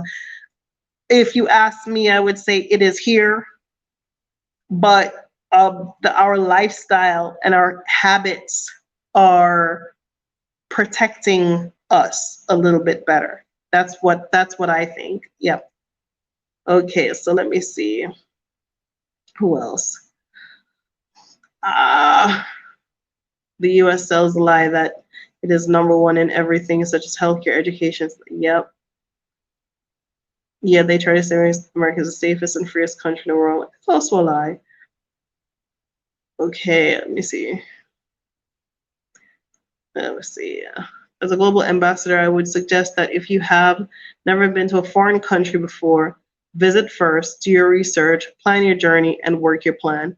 Yeah, I would say, Findal, I would say it depends on who you are. I've seen people who have been to like 6 or 7 different African countries, and they come here and they can't, they don't want to be here. They don't want to be in Africa. They don't want this. They don't want that. They pick it. Okay? And I've seen people who have never left the United States of America and show up in here and they're like, yes, okay, and they're just getting it and doing it and just gliding and going up, right? So it depends on who you are. There are people who have the resources to visit 6 and 7 times in African countries. They can't make their mind up. But the people who they the people who they have to make it work, they succeed.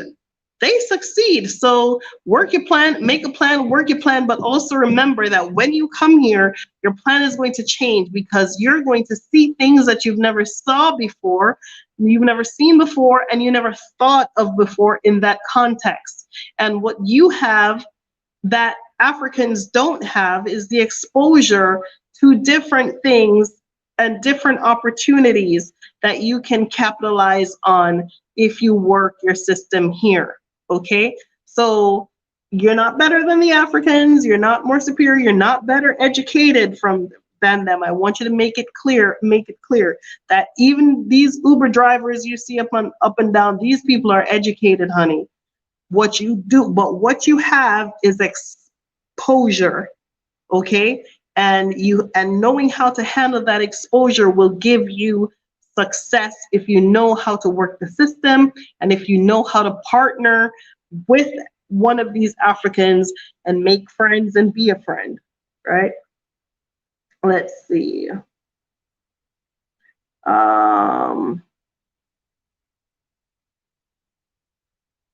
Oh, okay. Doc Rabbit says they'll have the vaccine in Tanzania. They can have it in Tanzania if they want to, but they're not going to make it mandatory. Yeah, many international clinics are here. Let me see. Yes. So Ezzy says your work ethic and professionalism and integrity, that's what gets people through. That's what, it doesn't matter if you have a lot of money, but if you have integrity and professionalism and you come here with that, believe me, somebody is going to notice. Somebody is going to notice. Not even just come here, but wherever you go through the world, you have, if you have some kind of integrity about you, you can be a friend to billionaires. You can be a steward of the shop. You never know where you're going to go, but don't hold yourself back if you don't have the money. What you should do is value yourself enough and respect yourself enough to understand that integrity, honesty, and dignity goes a long way to people who need those skills, right? Those are things that you can't teach. You cannot teach that in any university, right? How was my experience at the dentist? It was fabulous. They took out that metal tooth out of my mouth, and the next doctor patched me up with sepsis, and I've never felt better, right? Okay, so Lior says the first year is always the hardest, and not to give up no matter how hard it is the first year. The second year is much easier. This is true. I mean, you're coming out of your comfort zone, right? You're coming out of, you do your laundry, you put it in a dryer, and that's your life, right? You're not going to do laundry like that anymore. You're going to do laundry, you're going to take it out, you're going to, go out back with the clothespin in the sun, in the heat, and you're going to have to put your clothes on the line, and then you're going to have to do it all over again and take them off. You're not going to do laundry like that. That's going to be hard, okay? But you don't need to have an emotional breakdown over doing laundry how you never done it before. You don't need to have an emotional breakdown every time the power goes out. You don't need to have an emotional breakdown because the internet doesn't do what it used to do in America when there was no buffering, and there was internet and Wi-Fi everywhere, and you could watch Netflix anytime you wanted to. You don't have to have an emotional breakdown every time things don't go your way, right? What you need to do is put it in your consciousness that it is new and exciting. It is something new and exciting. Okay, it is an opportunity for me to learn something new and to be a better version of me.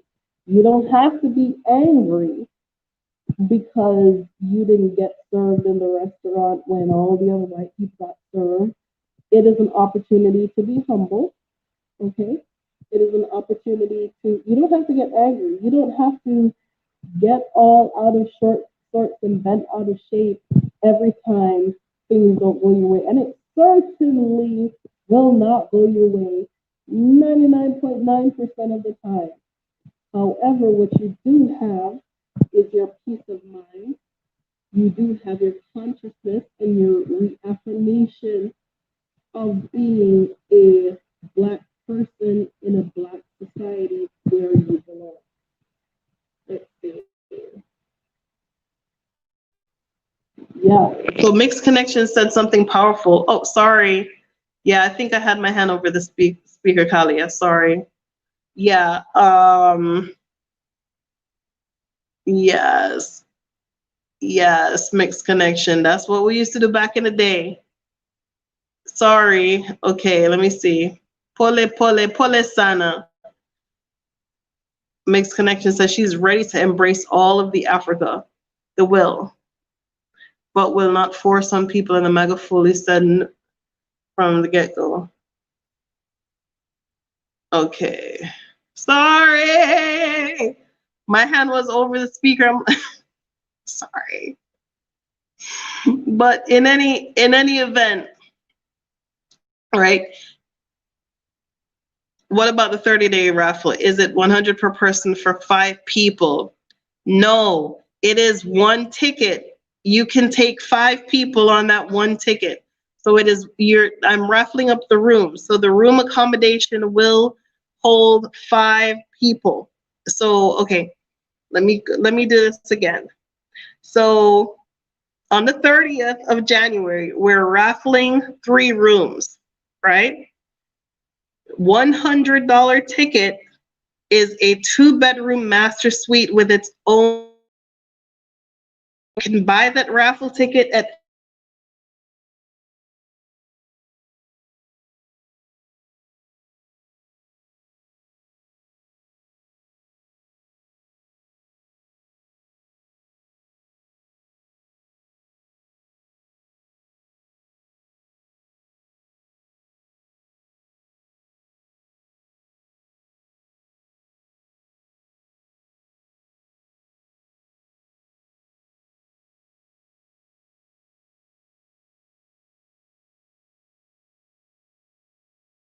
okay.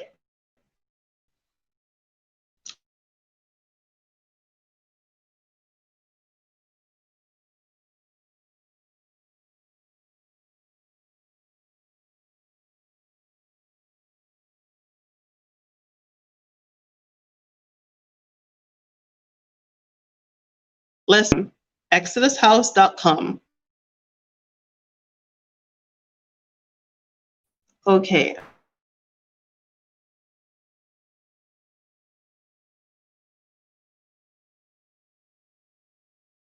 I hope that's better. Raffle. Exodushouse.com raffle. $100 is the 2-bedroom master suite with its own bathroom.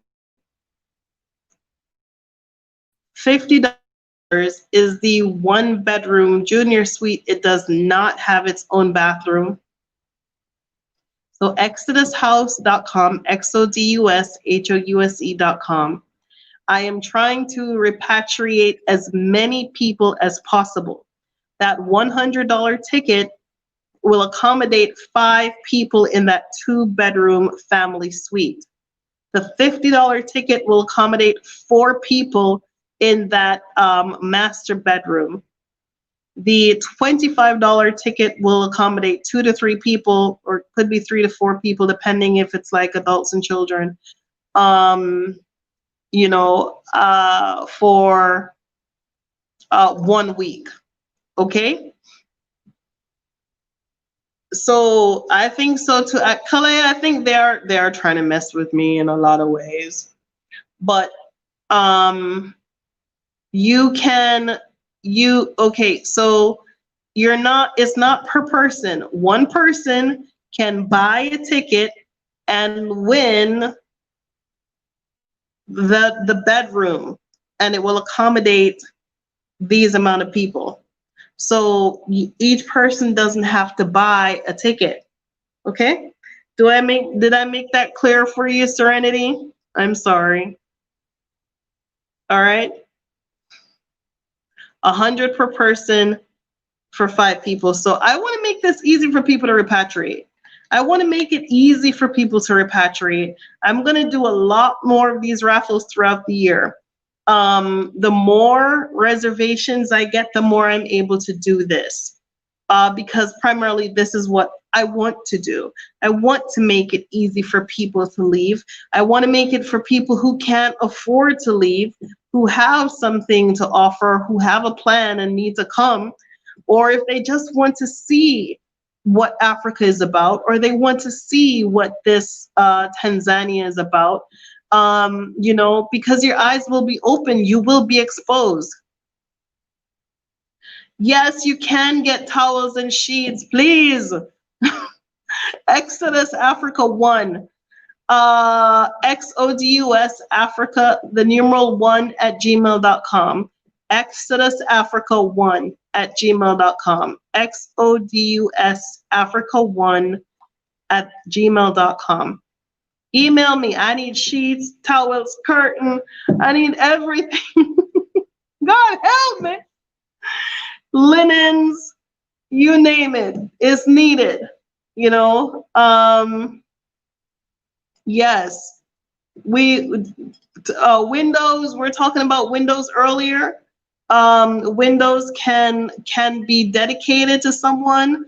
These are my stamping plates that I ordered to be used. The name of the person, the location of where the person lived or died or lived, and if you know their tribe that they came from, if you did your ancestry, send that to me at Exodus Africa, the numeral 1 at gmail.com. Okay? Starling Certificates, they're gift certificates. You don't even have to know when you're traveling. You don't have to be the one to travel either. You can send it off to someone. You can send it to someone else, right? You don't have to know when you're traveling. You could come whenever, right? So you can purchase a Starling certificate in any amount, right? The windows are $300 a piece. I only have 10 left that could be used for dedication. So when I say dedication, meaning that I can add your name to a plate and dedicate the windows. The stairs on the Exodus house, everyone who's donated, I wanted to do a huge mural. I'm having trouble finding the artist, but I'm on the face of each stair, I will have dedication going all the way up the stairs. So, you know, I have a variety of different things. Anything that you need to know, you ask me. Anything that you need any information on. So the windows, I have someone who would like to donate some windows. I have someone who, the same lady, she's on the chat now, Miss SC, who would also do, she's interested in solar, you know, which is what I've always wanted. You know, I have people who want to donate trees and plants. You know, in the children's play area, there is an opportunity to donate the slide and the swings because people are coming with their children and they're going to need to be somewhere, you know, they're going to need to have entertainment. They're going to need to have, you know, things that they will remember as children. What I want with the place, if you've never been to Africa and you come to this place, I want you to know how you should feel about being in Africa, right? Okay. Okay, so conscientious economists.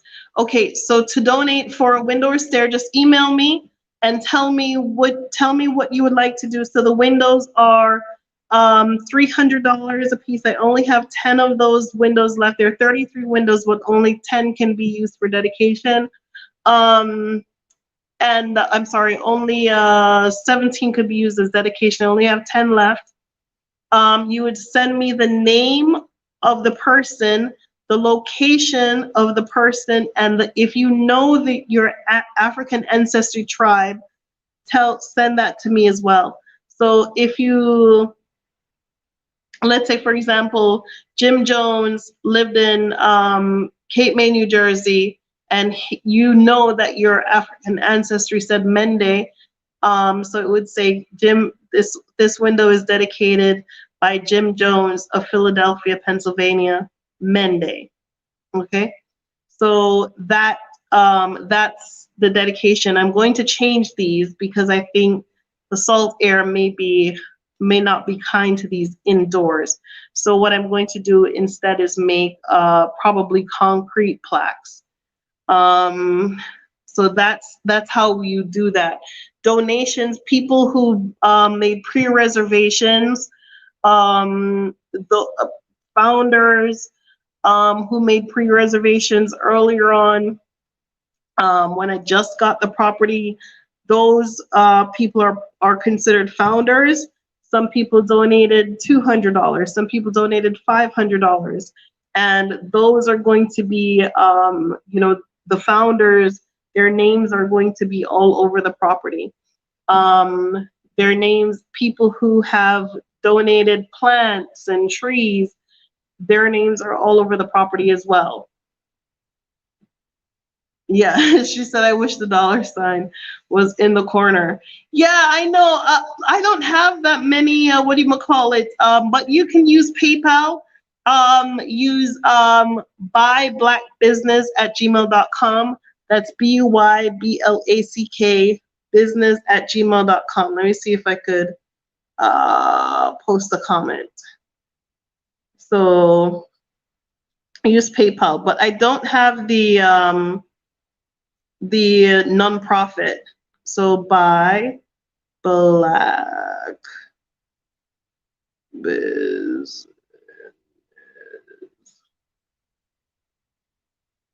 Okay. This is for PayPal, y'all. Don't email me on this email address. Okay, that email address does not get seen. Nobody goes to that email box, right? Okay. So that's via PayPal. And Kahelia, thank you. I would appreciate that very much. So we're painting. This week we're painting. We're painting the interior, and we are, after the painting, then we go on to the bathroom cabinetry and the kitchen cabinetry. Then, windows, then the cabinetry, and then the tile works. We've decided not to tile instead because the windows are so expensive. So what I decided to do was to clean the terrazzo and high polish it, right? So it would look like very high polished terrazzo. Yeah. Yeah, so Rob C says, is that what you need to get a super chat? Yeah, a nonprofit. So I'm not going to, yeah. So I think they want you to have a nonprofit, or you need to have a certain amount of subscribers. But I'm using a different channel than YouTube. But YouTube says that they want me to have 100,000 subscribers to have the super chat, where I could just have the button where people could donate. But I don't know if those policies have changed. These things change every day, because I see people who I don't think necessarily have a nonprofit, and I don't know if they have that kind of subscriber, but I'll look into it. Yeah, so you need to have a certain amount of subscribers. Let's see.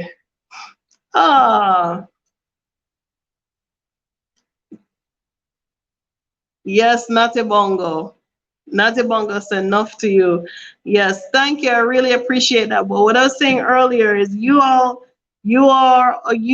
all a reflection of a, yes, and YouTube will take 30% of the money.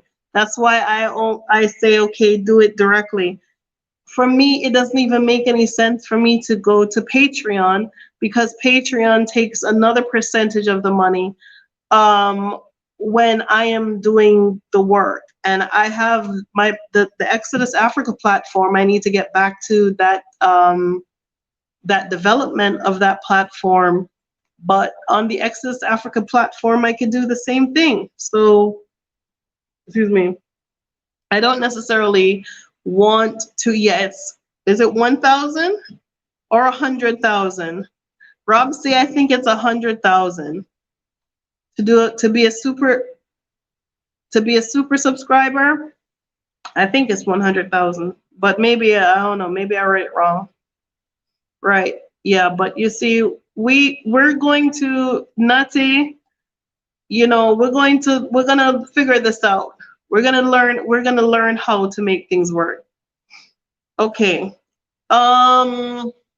CRDB. So which banks do you have in okay, do I have or that are here? All of them. So Stan Bank, those banks are here. Citibank, an American bank is here. Who else? And then there are South African banks here. There are a variety of banks here.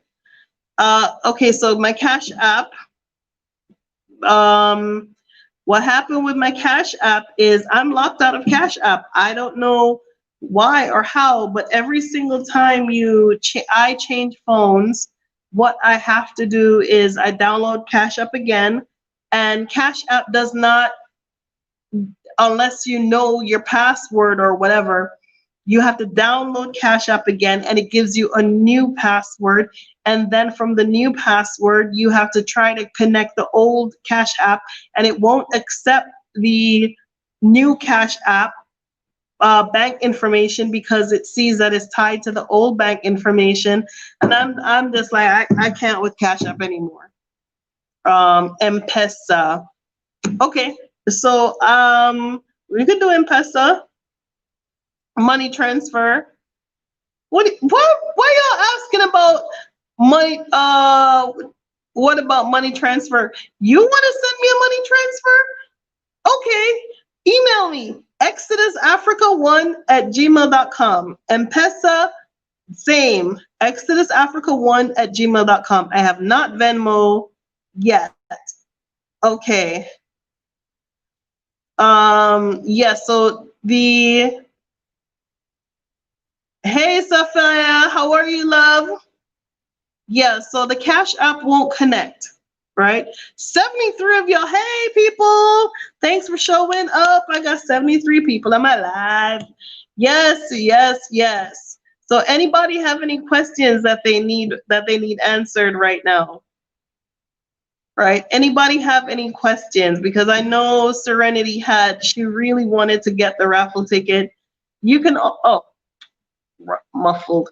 Okay, so this is the joke, is when I hold the phone a certain way, I don't buffer. And it's the same way that when I hold it, my sound gets muffled.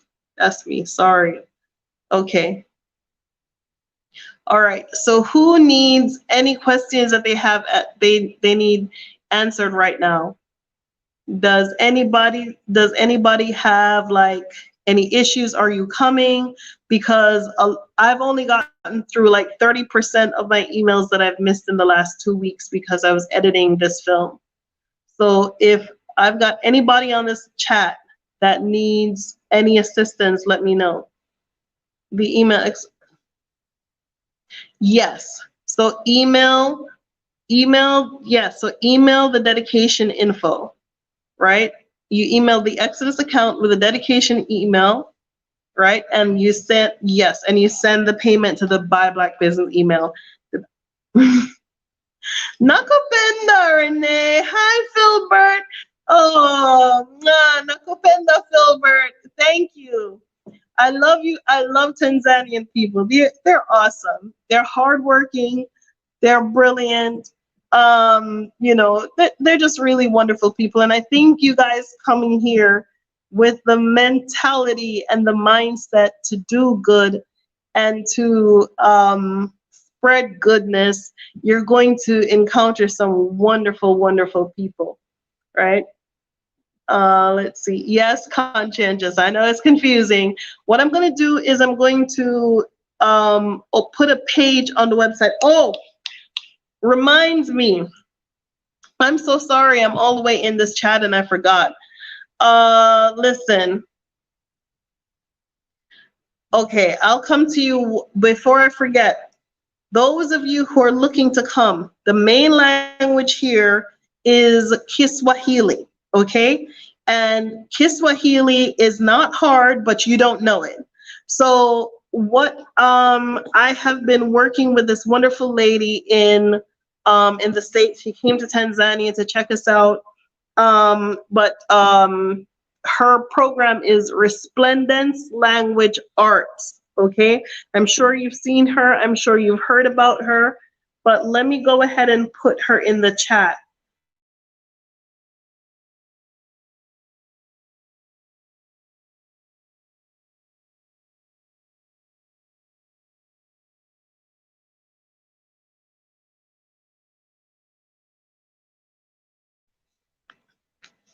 Right. So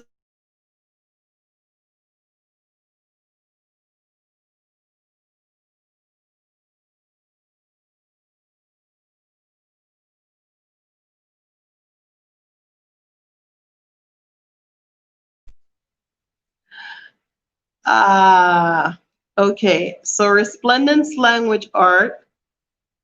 I sent it. I'm okay.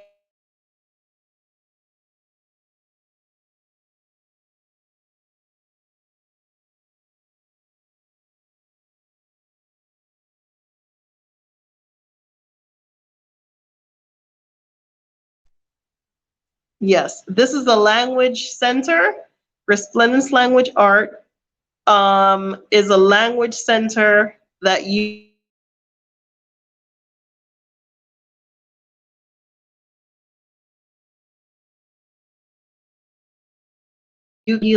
they have a program that they can get you going up quickly before you get here. So send this lady an email.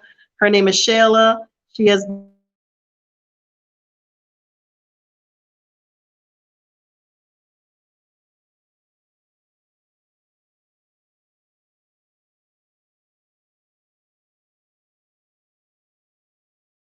been in my Facebook group for a long time. Garvey, I'm so sorry. I graduated from film school last week. We had to make a film in order to graduate. I was editing this film for the last 4 months, and there is no way I could look at my mailbox or communicate with anyone whatsoever. Yes, so my sincerest apologies, but I actually did look at your email. And I see that you're building something out here in Tanzania. Is it Tanzania? I see that you actually do have something that you're building. So my sincerest apologies. I graduated on Thursday of last week. I just spent like 2 days, like not really doing much with my brain, but giving JoJo some of my time. But I'm about 30% through to my emails. So don't feel like I snubbed you. Okay, that's not me. I just couldn't. I just really could not physically engage in anything else but that film editing. Okay, so I will talk. I did get your email. Let's see. Folks can also download a TransferWise app to send you money. They can also use M-Pesa. They have a Tanzanian SIM card inserted. Okay, thank you, bot. Let me see. Philandel says, coming April the 1st, need a driver and a large house for 3 months. Any suggestions? I've been looking at Zoom and Realtor. Thank you. Okay, so email me. I actually have a doc, a Google Doc, a questionnaire that I can take your information. Let's see. As he says, what a headache. What, with the internet?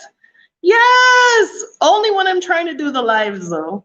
But I'm gonna fix this problem this week. Because where I am now, when I got this house, they didn't have the fiber, but they have it here now. So what was the next thing that I wanted to talk about? Let's see. Okay, right. So the next thing is I have consultancy for those of you who need a consultancy.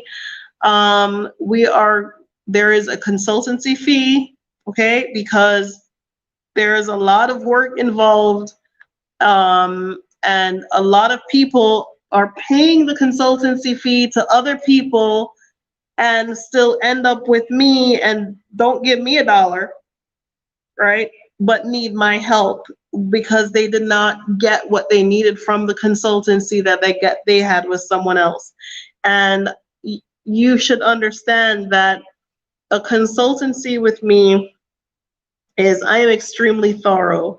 You're not going to come here and every aspect of what you need is not done. So for those of you who would like a consultation, email me exodusafrica1@gmail.com. exodusafrica1@gmail.com. I will send you a questionnaire that will ask you specific questions, whether you're visiting, whether you're repatriating, what it is that you're looking to do. Yes. Rob C says you should charge. You should charge. I have to at this point because it's work. It's not work, and I still have responsibilities, and I still have a child to take care of. It is work. There is a tremendous amount of work that goes into it, but you don't know until you get here, and you don't. And I'm sorry, and I apologize to those of you who feel that I make it look easy, but I've said it multiple times. It is not easy. Okay? It's not easy, but I understand the process and that I understand what you are going through and what you are going to need to do. I'm better equipped to help you to navigate all that you're going to go through and experience. So yes, thank you, DC. Oh, look at you give me this vote of confidence. Time is money, and it is a non-replenishing resource, honey. It's not something I can get back. It's it's a non-replenishing resource. I cannot get it back. I cannot unspend the time that I spent, and I do need the support because I do put out the energy and the effort. And if there is anybody on this chat who's been here, who's come to Tanzania, who even just to visit or even while you're here now, they can tell you the kind of service that you get when you come to me. Okay, you don't get any kind of schlepping around. You get the real deal, and it's more than just I drive you here and I drive you there. You get the real deal. You get everything that you need, that you don't even know that you need, to get you to where you need to be self-sufficient, to be self-employed. I'm looking out for you because I know what you're going to experience coming here and what you need to do here, right? Yes. Y'all give me some confidence, because the thing is, I never expected to do this, and so I was just helping. Because that's my nature. My nature is to help. I didn't expect to do this, so I didn't formulate a plan and say, somebody contacts me and I want them to do this and I want them to do that. No. So I was just helping, and then it just evolved into something else, and it was taking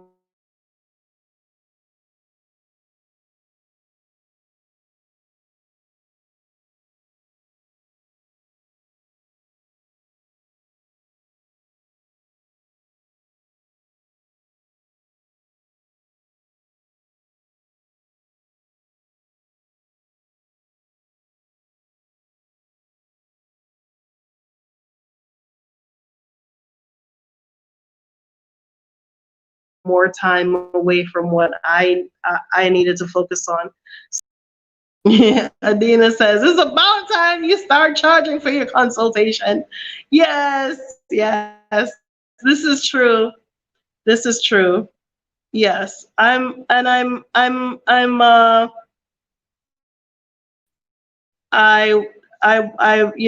wanted to say to myself, okay, Renee, is this a business? Is this what you really want to do? And the truth is, yes. I really want to help people. I really want to know that you are well. I really want to know that you left that evil world behind and you're looking for something better and you believe that I can help you because I can. And even somewhere in the back of my consciousness, when people were, um, in these last dark months when I was editing the film and I couldn't help anyone, and I was sending people to this lawyer or sending people to that person, and I knew they were not getting the care that they needed. And I felt bad, but I needed to finish what I commit myself to, you know? Um, but in any event, that's where we are now, and we're moving forward. I'm going to be hiring some people to help me move this forward. My landlady and I, we are now working together for property management. So I now manage all of her properties. Um, so she has a beautiful apartment complex with ocean views in Bessie Beach, and she has approximately, I think, something like 8 units left. Um, and she's given me that property to assist her to fill that. There are 3-bedroom apartments for $500 a month. Okay. And, they're all self-contained, they're ocean view, they are in the heart of Bessie Beach. It's not people on top of people, it's not that kind of party. It's off plan, meaning she hasn't finished yet.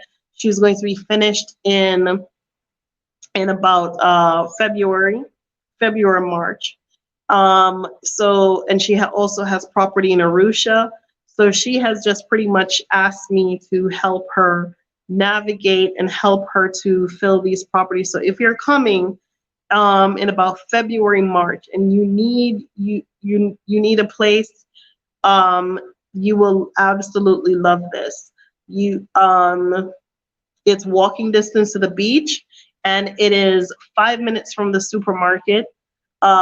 It's fantastic. So, and it's 6 months, right? So this property is 6 months, and it's set in stone. So 6 months, $500 a month. And you can always negotiate the agent's fee with me, but I am the agent on that property. And so I know that I'm able to help, not just through her relationships. I have other people all over Tanzania who are messaging me and saying, I have property here, can you help me? I have somebody who has property in Kigamboni. I have people who have land. So it's just, if I'm going to move forward with helping you, we have to just build a better mousetrap with accessing the landlords directly. So not all of you are going to want to move to Bessie Beach, but it's a start. Yes. So, all right. Anybody have any questions? Yes, Natia, true. If you do good, good will follow you. And I have a child in the world that she's it's just me and her. So I need my blessings to follow her. I need my good works to follow her, right? 6 months is the maximum rental time. No, it's for a year. The lease is for a year, but 6 months is the deposit. So the rent is paid in two. So 6 months and then 6 months, but the lease is 1 year, and it's $500 for 3 bedrooms. They're ocean facing, self-contained, brand new, still off plan, 5 minutes walking to the beach, and close to the supermarket and all of the night activities on Bezzy Beach, on a good paved road. So if you've ever been to my house, there's none of the moon. There is no moon surface involved, right? Hey, Sizzle.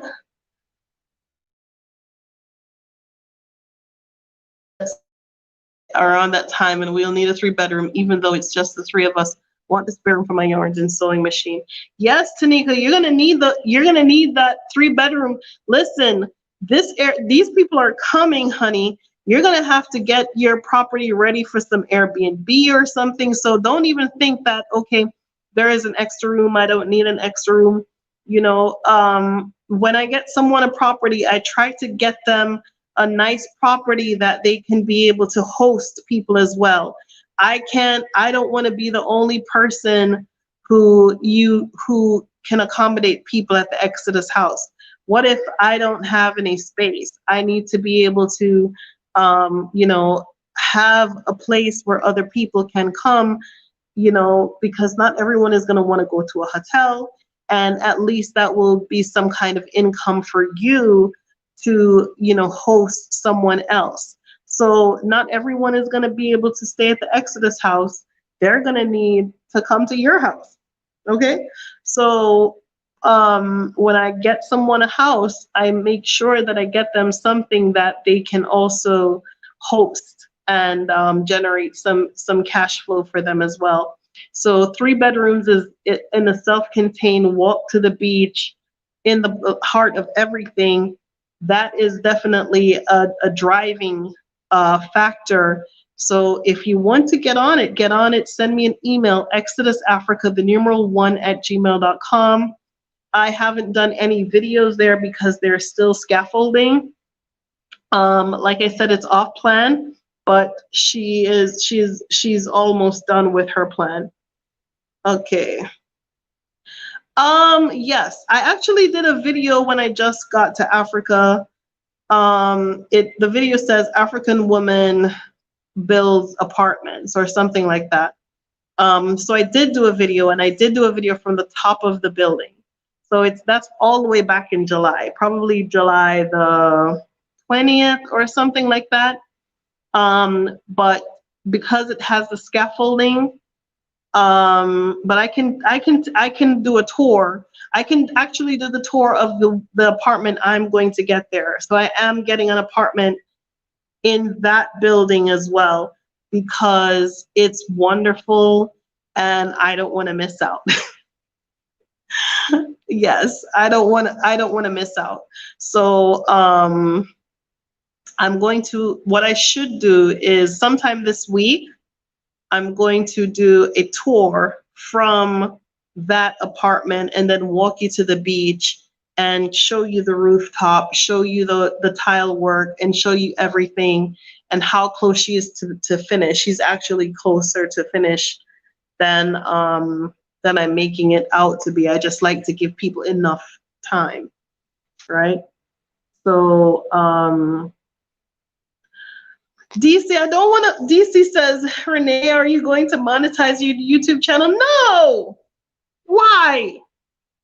I mean, yes, I need the money, but I don't want to monetize my YouTube channel. You know why? Because it's going to become something that I'm actually a YouTuber, and I'm going to need people to like and share and subscribe. And if people don't watch it, I'm going to go and cry, because that means I'm not making the money, and I have to be on top of my statistics and my numbers, and I have to make sure that I post every day, and I have to, I'm building a house. I'm trying to get people to come here, right? I don't want to, you know, and then after I jump through all those hoops, I don't get no money off of YouTube until 1 month later, or they give me what they feel like they should give me after I jump through all those hoops for $25. No, no. Mm-mm. I got this house to build.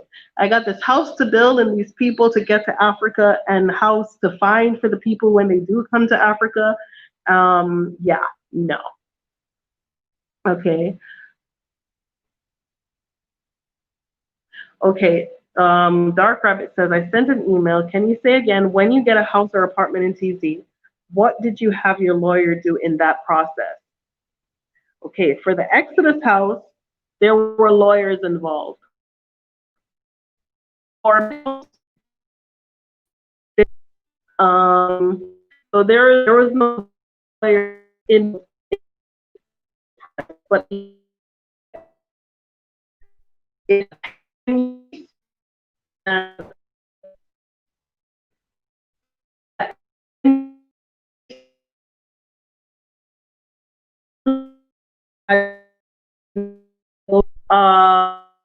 so so uh, were in on both sides to ensure that we were, everything was, all the dots and I's were crossed, right? Okay. Cool. Let me see. All right. Can you say again, when you get a house or an apartment in TZ, what did you have your lawyers doing? Nothing. I didn't have a lawyer do any of this process. What I needed the lawyers to do was to ensure that all the documents for the Exodus house was intact, so that I was free and clear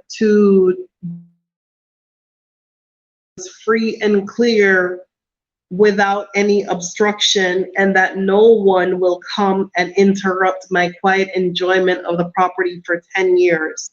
And at the end of that 10 years, we could make a decision going from there.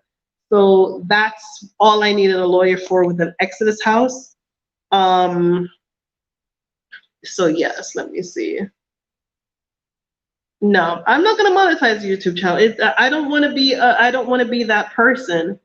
Let's see. Is it only lease rentals for those apartments are purchasing them? Okay, Bahat says, are those only leases or rentals for those apartments? They're only leases. I'm not sure. Okay, so I don't know if you're a foreigner, but we haven't discussed. Mama Sharif and I have not discussed whether we're going to be, she's going to be selling any of them, but I know what her rental arrangement is. Okay.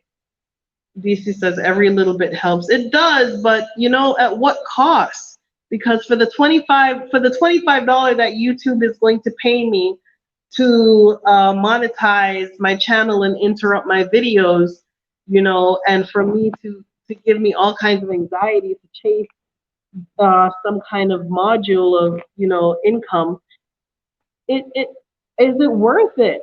Is it worth it? So I have to value mine insanity above some things. Let's see. Tinika says it takes too much to monetize on YouTube. It seems a lot of repets are depending on YouTube as income instead of focusing on other ways to earn money. Thank you, Tanika. Yes, honey, that's the problem, is that people, and I've seen this where, because I started this channel just telling people about experience and how my journey is, right? I didn't start this channel as it, for to be YouTube.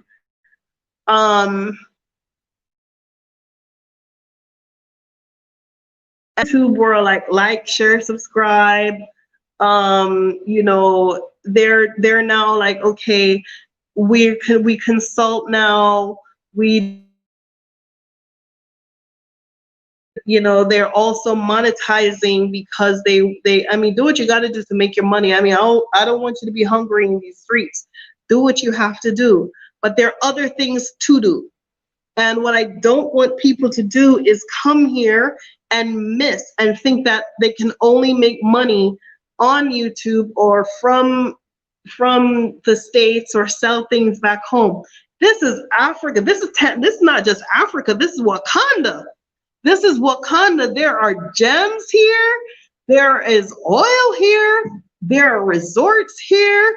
There is a lot of opportunity here, and people are going to miss it because they're busy they're stuck in the world of competition of YouTubers. I don't want to be that. I don't want to be in that world, right? I'm here to help folk. I'm here to help folk repatriate. But if I'm looking to make a living, I'm looking at Africa, and that's why I can't wait to drop this podcast on y'all. You're gonna love it because you cannot come to Africa if you are not an entrepreneur. You first and foremost, you must be an entrepreneur. Okay, you must be able to see an opportunity and act on the opportunity. And you need a certain kind of mindset and you need a certain kind of exposure to be able to do that. For me to monetize YouTube and be out here every day trying to get my likes up and trying to get my subscription up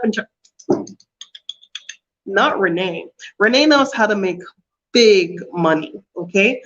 Renee might be here on this YouTube talking to y'all about building this house, but Renee does not need to do this. If you want to make some serious money, I'll show you how to make some serious money. I can't wait for this for me to get the podcast launched so you can actually see Africa in the light that you should see and understand its potential and your opportunities here. Yep. Let's see. Okay. There's so much opportunities in the motherland. You don't have to, they're thinking small, Rob C. They're thinking small. They're looking at these little coins like, okay, if I buy this and I sell that, or if I do this, or if I do that and I sell it back home. Why? When the African continent is so big and the African opportunity, Tanzania is a huge market. It is a huge market.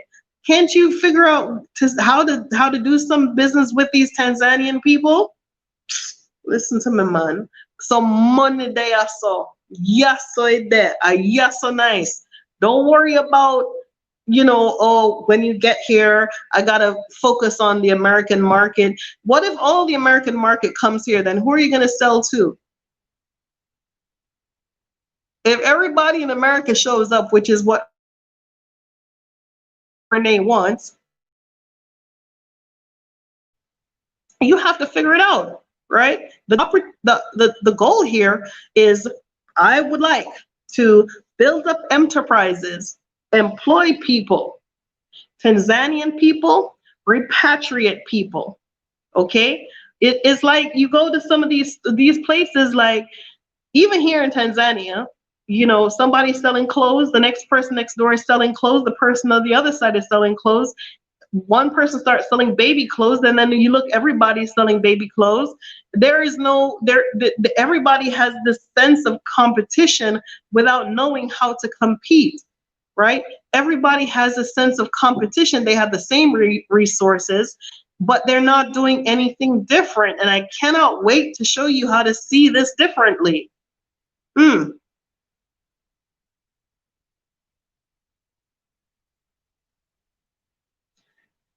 Yes. Okay, Adina says, I come from a farming family in Jamaica, now in the UK, and we'll be revisiting that land in Africa, but on a bigger scale. Adina, I have the dirt in my blood too, okay? I come from a family of long history. Sugar cane, honey. That's what comes out of my blood, sugar cane. Let me tell you something. This Africa, if you wanted to get on that on a larger scale, you could do it. I've talked about my beekeeping before. My dad is on the European Union beekeeping supply chain, okay? Why can't I beekeep in Africa? right? Now that I've said beekeeping, everybody gonna go beekeep, but they don't know exactly what Renee will be doing, right? So you see, there are so many things here. I'm going to show you how to look at these places differently, right? Tanzania has everything that I could possibly want. I don't ever have to leave Tanzania ever again because there is nothing else out there in this universe but here. It is all here, and it's all here on this continent. If it's not in Tanzania, it's in one of the 7 countries that surround it. Everybody want to be on YouTube. I will not be liking, sharing, or subscribing. No. Let's see. Okay. Dark Rabbit says, not speaking of the Exodus house, but how much money? It depends. It depends. You can come with 10,000 US dollars and build yourself a house. Okay? It depends. You don't need a big old house. You don't need a $50,000 house to be comfortable here. Okay? But you'd have to buy some land or lease some land. I mean, you don't need a lot of money to do something, right? Yes, they say movements of Ja people. Let me see, Danita, let me go back up a little bit. Thank you for lighting the fire under me. Yes, Danita. Listen to me, man. What we want as a people are opportunities. When you go to England and America and Canada, everything is done already, right? If you come from a hustler mentality or a place like Jamaica where everything is a hustle and you see that you can make money everywhere, but gunman will kill you when night come. When you come to a place like Tanzania, or you come to any of these other places that have really good infrastructure and low crime, you can see things here, right? So come, like I said, you don't need a sack of money, but just come with a little bit of something. Come, right? Why so many people? Every person has skill in something and multiple things. Sign of laziness when highly dependent on YouTube. Yes, it is a sign of laziness, Tanika, but you know what? Everybody has to eat. Let them eat. I mean, a modern time now, I guess if you're not on YouTube, but you don't have to depend on it. Yep, my blood. If you have my WhatsApp, it says I am the sugar at the bottom of your cup. That's what it means. I am the sugar at the bottom of your cup. I come out of the sugarcane plantocracy, and there is plenty of opportunities here. Yeah, you can mortgage a house. Yeah. Let's see. Oh, Bat says he wants an earth bag home. Okay, so the earth bag house is something I want. I didn't know about it before. It was Mary's husband who told me about the earth bag house. And the earth bag is a fabulous model, and I think it will do well here. So yeah, you can definitely do it. But he said what he had said to me was that it would be the issue would be finding the bags. So you can use any bag though. You can use like rice bags or flour bags. But there are architects here, but who do know how to do the earth bag. But I would figure it out. And if that's something that you could do, if you came and you tried and you did one for yourself, you can definitely start off a business where you can build people earth bag homes, right? I would hire you to build me an earth bag home because I want one, right? Okay. Yeah, Africa's no, right? We love to complain. A lot of us we love to complain. We complain. Oh, this, that. But to me, every problem is a solution. I've always said this. Every problem is a solution. If you see that there is a problem here, be the kind of person who can fix it or knows how to fix it or know somebody who can fix it, and see if you can get some money by helping to fix it. But Jesus, don't complain, and talk about problems. That's the worst thing a person can do to me, is tell me a problem. If you tell me also the solution, don't tell me the problem. Oh, this happened. What's the solution, right? We can't be a people who are going to come also to Africa, be discontented in America and discontented in Africa. We cannot be those people. Okay? We're going to be the people who are coming to Africa to make ourselves contented and take advantage of the opportunities that are here, that we can hire others to elevate the status of Africa. That's what we're here to do. Let's see. All right, who else we got? Okay. Dennis says, I thought foreigners couldn't buy houses nor land in Tanzania. Would one need a Tanzania partner same as to open a business? Okay, so let me explain to you. You can buy land as an investor. You can also get a long lease. So you can get a 10-year lease.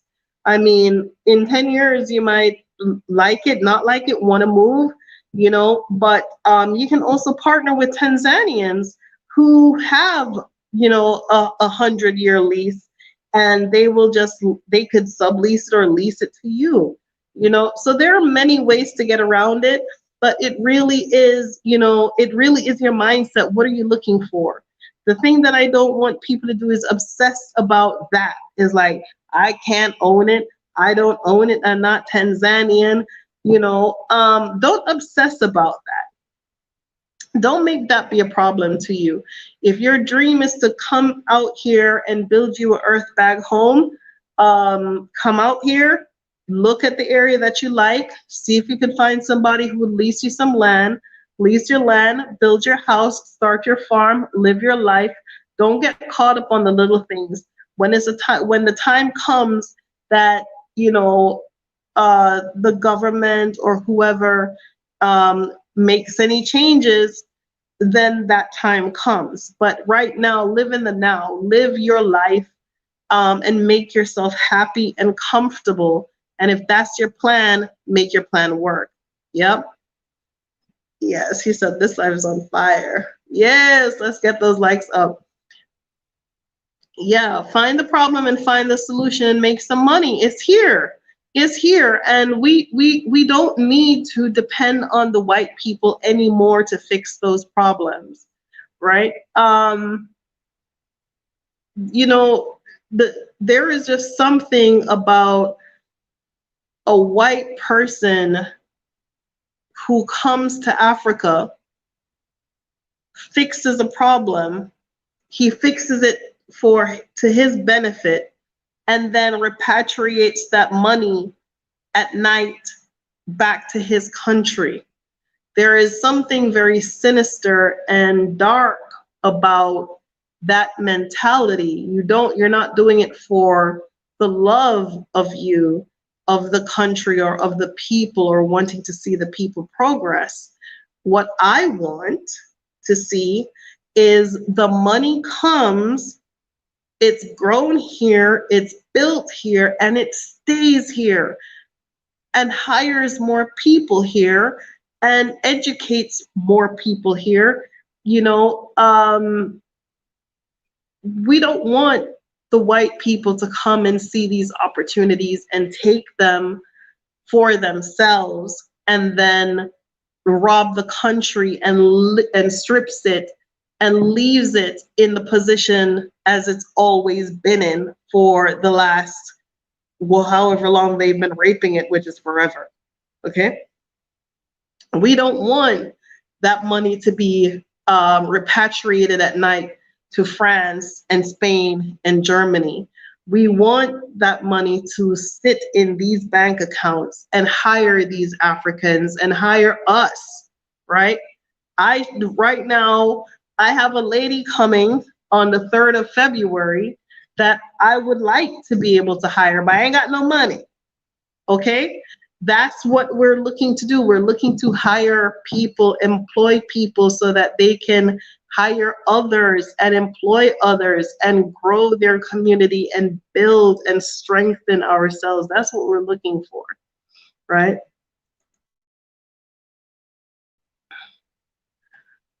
Yeah.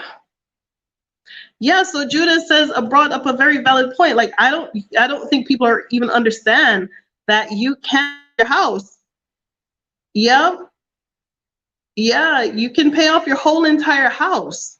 If you get a 10-year or 99-year lease, do you still need to every 3 months, or will you need to get a better visa? You're gonna get a better visa. So you come and you have 90 days in your visa. You have 90 days in the visa. During that 90 days, you are navigating, you're figuring out, do I want to stay? Am I staying here? Okay, I am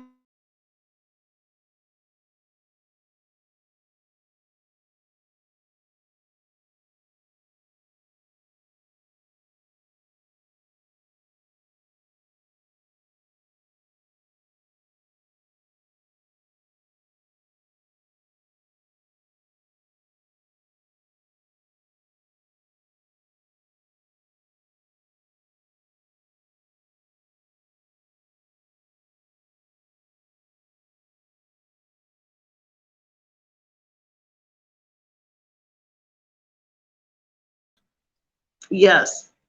Okay. So yeah, so someone was just reconfirming what Findile had said. Yes, you can pay off that whole property. You miss your taxes, they come get it. Okay? So don't get tied up or caught up in I don't have, we're not going to own land. Okay. The other thing is, so you have some land or you want to farm, right? You want to farm. There are many ways to go about the process. It depends on who you are and what you want to do when you get here.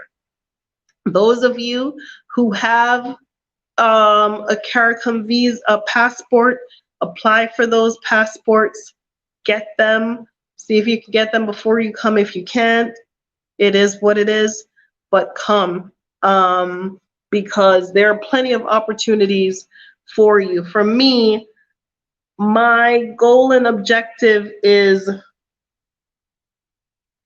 I don't want it to be where only I benefit from, okay, I get an immigration status because I am a Jamaican, and I get an immigration status because I am this. What about my African American brothers and sisters who are coming here? What about my African American brother-in-law? What about my African American nieces and nephews? What about my African American neighbor? Because when we live in America, we have a lot of entanglements, right? We have a lot of entanglements for a long time. Why should we, as Caribbean people, only have only certain benefits when we come to Africa, and we're not able to extend those benefits to our African American brothers and sisters? So I want to advocate for our African American brothers and sisters to get whatever it is that is available to us as others. Okay? So you're not going to have a visa for 90 days and then you have to renew every 90 days. By the time you come here, you're going to figure out what it is that you want. If you want to do the residency, you apply for your residency. If you want to get married, you get married. If you want to, there are many ways to do it. Many, many ways to do it, to figure out how to navigate until the government makes the concessions. And the more of us that show up here as the root and the base of our community, the more we can extend ourselves as branches to others and demonstrate our strengths and demonstrate our what we're bringing to the table. So if I've just been here 6 months and I have 20 people employed, imagine if I was here for a year. You know, imagine everybody that I bring hire 20 people, right? You know how many families we can uplift? Do you know how many university payments we can pay for? Do you know how many job creations, building? Do you know how many things we can do? And I'm just one person. Let's talk about you. And when you come, when you get here, and your brothers and sisters see you come and you're thriving and you succeed, and you bring 20 people here, and those 20 people can employ 20 people each. Imagine what that will look like, right? Do you think the government is going to tell us, well, oh no, y'all need to go back to America? No.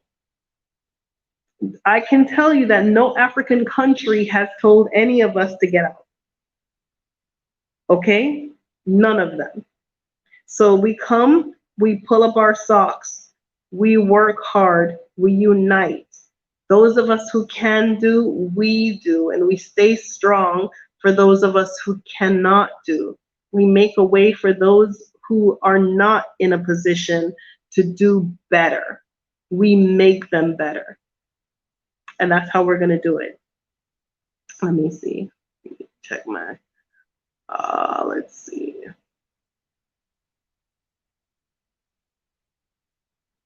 No, but Israel says we need to go as asylum seeker. No, we do not, because the asylum seeker status has a lot of connotations attached to it, and it has there are people who are already in that status. So refugees, people who are coming from war-torn countries. Excuse me. We don't want to be here as asylum seekers, okay? Even though we are asylum seekers and coming from war-torn countries, a war-torn country, what we do need to do is we need to seek a specific classification for us as a group. So we need to centralize, we need to create a group of our own, formalize and centralize ourselves. And when we centralize our group, we will be able to demonstrate how we make our economics work and how we employ other people. And then we can say, this is what we've done and this is what we're looking for. I personally, me, Renee, I am not looking for citizenship. I'm not looking for like residency or citizenship on arrival, or I'm not looking for that stuff. The reason being is I believe this is going to take work, and if you don't work for something, you don't value it, right? I believe that we have to demonstrate that we are in it for the right reasons. And that we're not just here to get an extra passport so we can go to the next dinner party and say we have this passport. I don't think so. And I think the Tanzanian government has to also make a concession in their constitution for dual citizenship, because they don't have dual citizenship, but at the same time, those of us who have our retirement benefits, and those of us who have our social securities, and those of us who have beneficiary dependencies and things like that, it's not fair to work in a country for 30 years and then you lose those benefits if you take on the citizenship of another country, right? So I am not necessarily looking for you know, I need a citizen, and I'm black, and I'm this, and I'm that. No, I just need the right to abode, and some permanent residency, some flexibility up in here. That's what I'm looking for, right? And I think it's not something that can happen overnight, right? It cannot happen overnight. People, we're stiff-necked, we're not easy, we're not meek and mild. These people are, and we're going to have to check ourselves before we wreck ourselves and wreck others, right? And I don't want no this on arrival. We don't deserve that on arrival. I'm going to say that again. We don't deserve no citizenship on arrival. We need to check ourselves and fix ourselves and sort ourselves and our minds out. What we do need is flexibility and residency and the right to abode. That's what we need. All right. So I know some people aren't gonna like that, but I said it. Let's see.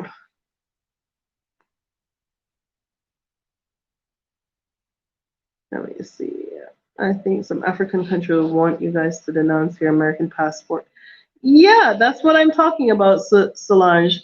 Um, the denouncement. I don't think we're in that position to denounce, especially that those of us who have worked for our benefits. We should not be put in that position.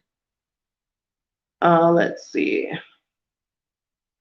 Thank you, Swahili.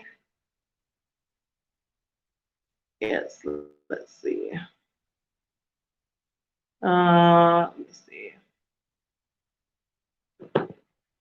That Israel have your enterprise. Okay. Yes, Mr. Walker, not a group, an organization. Sorry. We need to organize and centralize. That's what we need to do. Thank you, Mr. Walker. Let's see. Let me just, all right. Seems like you additional passport so you don't have to travel every 3 months. No, I mean, Dark Rabbit, don't stay on the other side of the computer and hang your hat on, oh, you got to travel every 3 months. You probably don't have to travel every 3 months. You won't know until you get here. All right, let's see. That is such a valid point when I heard someone say when you're not a citizen. Yeah, but you can choose, you can be married to a Tanzanian and be a resident. You don't have to be married to a Tanzanian and be a citizen. Like I said before, you shouldn't worry about those things. You could be married to a Tanzanian and be a resident. And just rock your residency for a while. Yes. So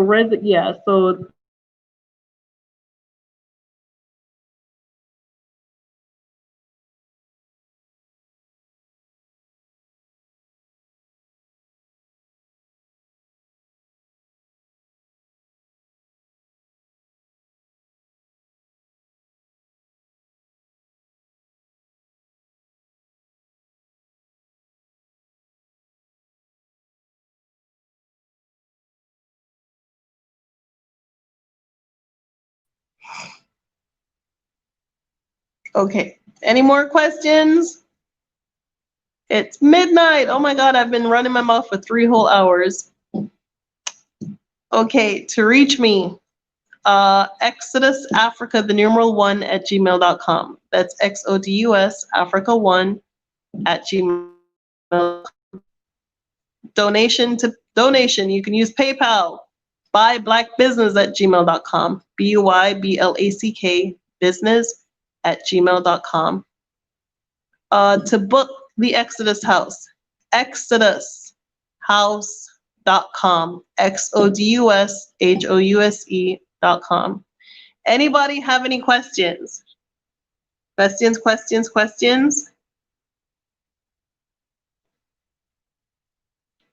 Let's see.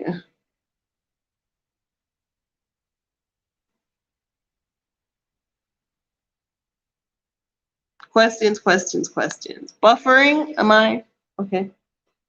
All right, sorry. I hope that's better. But anybody let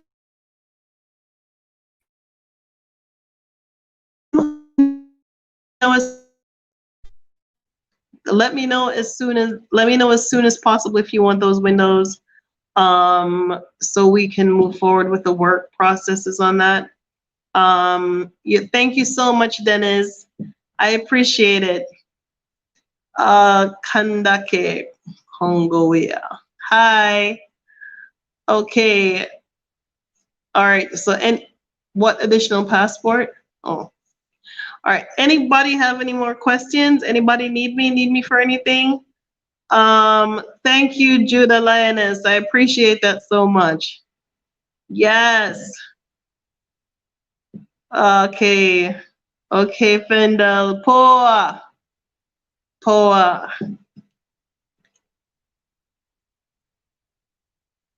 Okay. All right. Okay, DC. Gone. You're very welcome. Donnie. Hey, Donnie. Yes. Big up yourself, Donnie. It's great to see you. Happy New Year and everything. Yes. For PayPal, do you get it right away? Yes, I do, Dennis. So it's buyblackbusiness@gmail.com. Yes, you're very welcome, Tanika. And anybody have any questions or want to book a consultancy?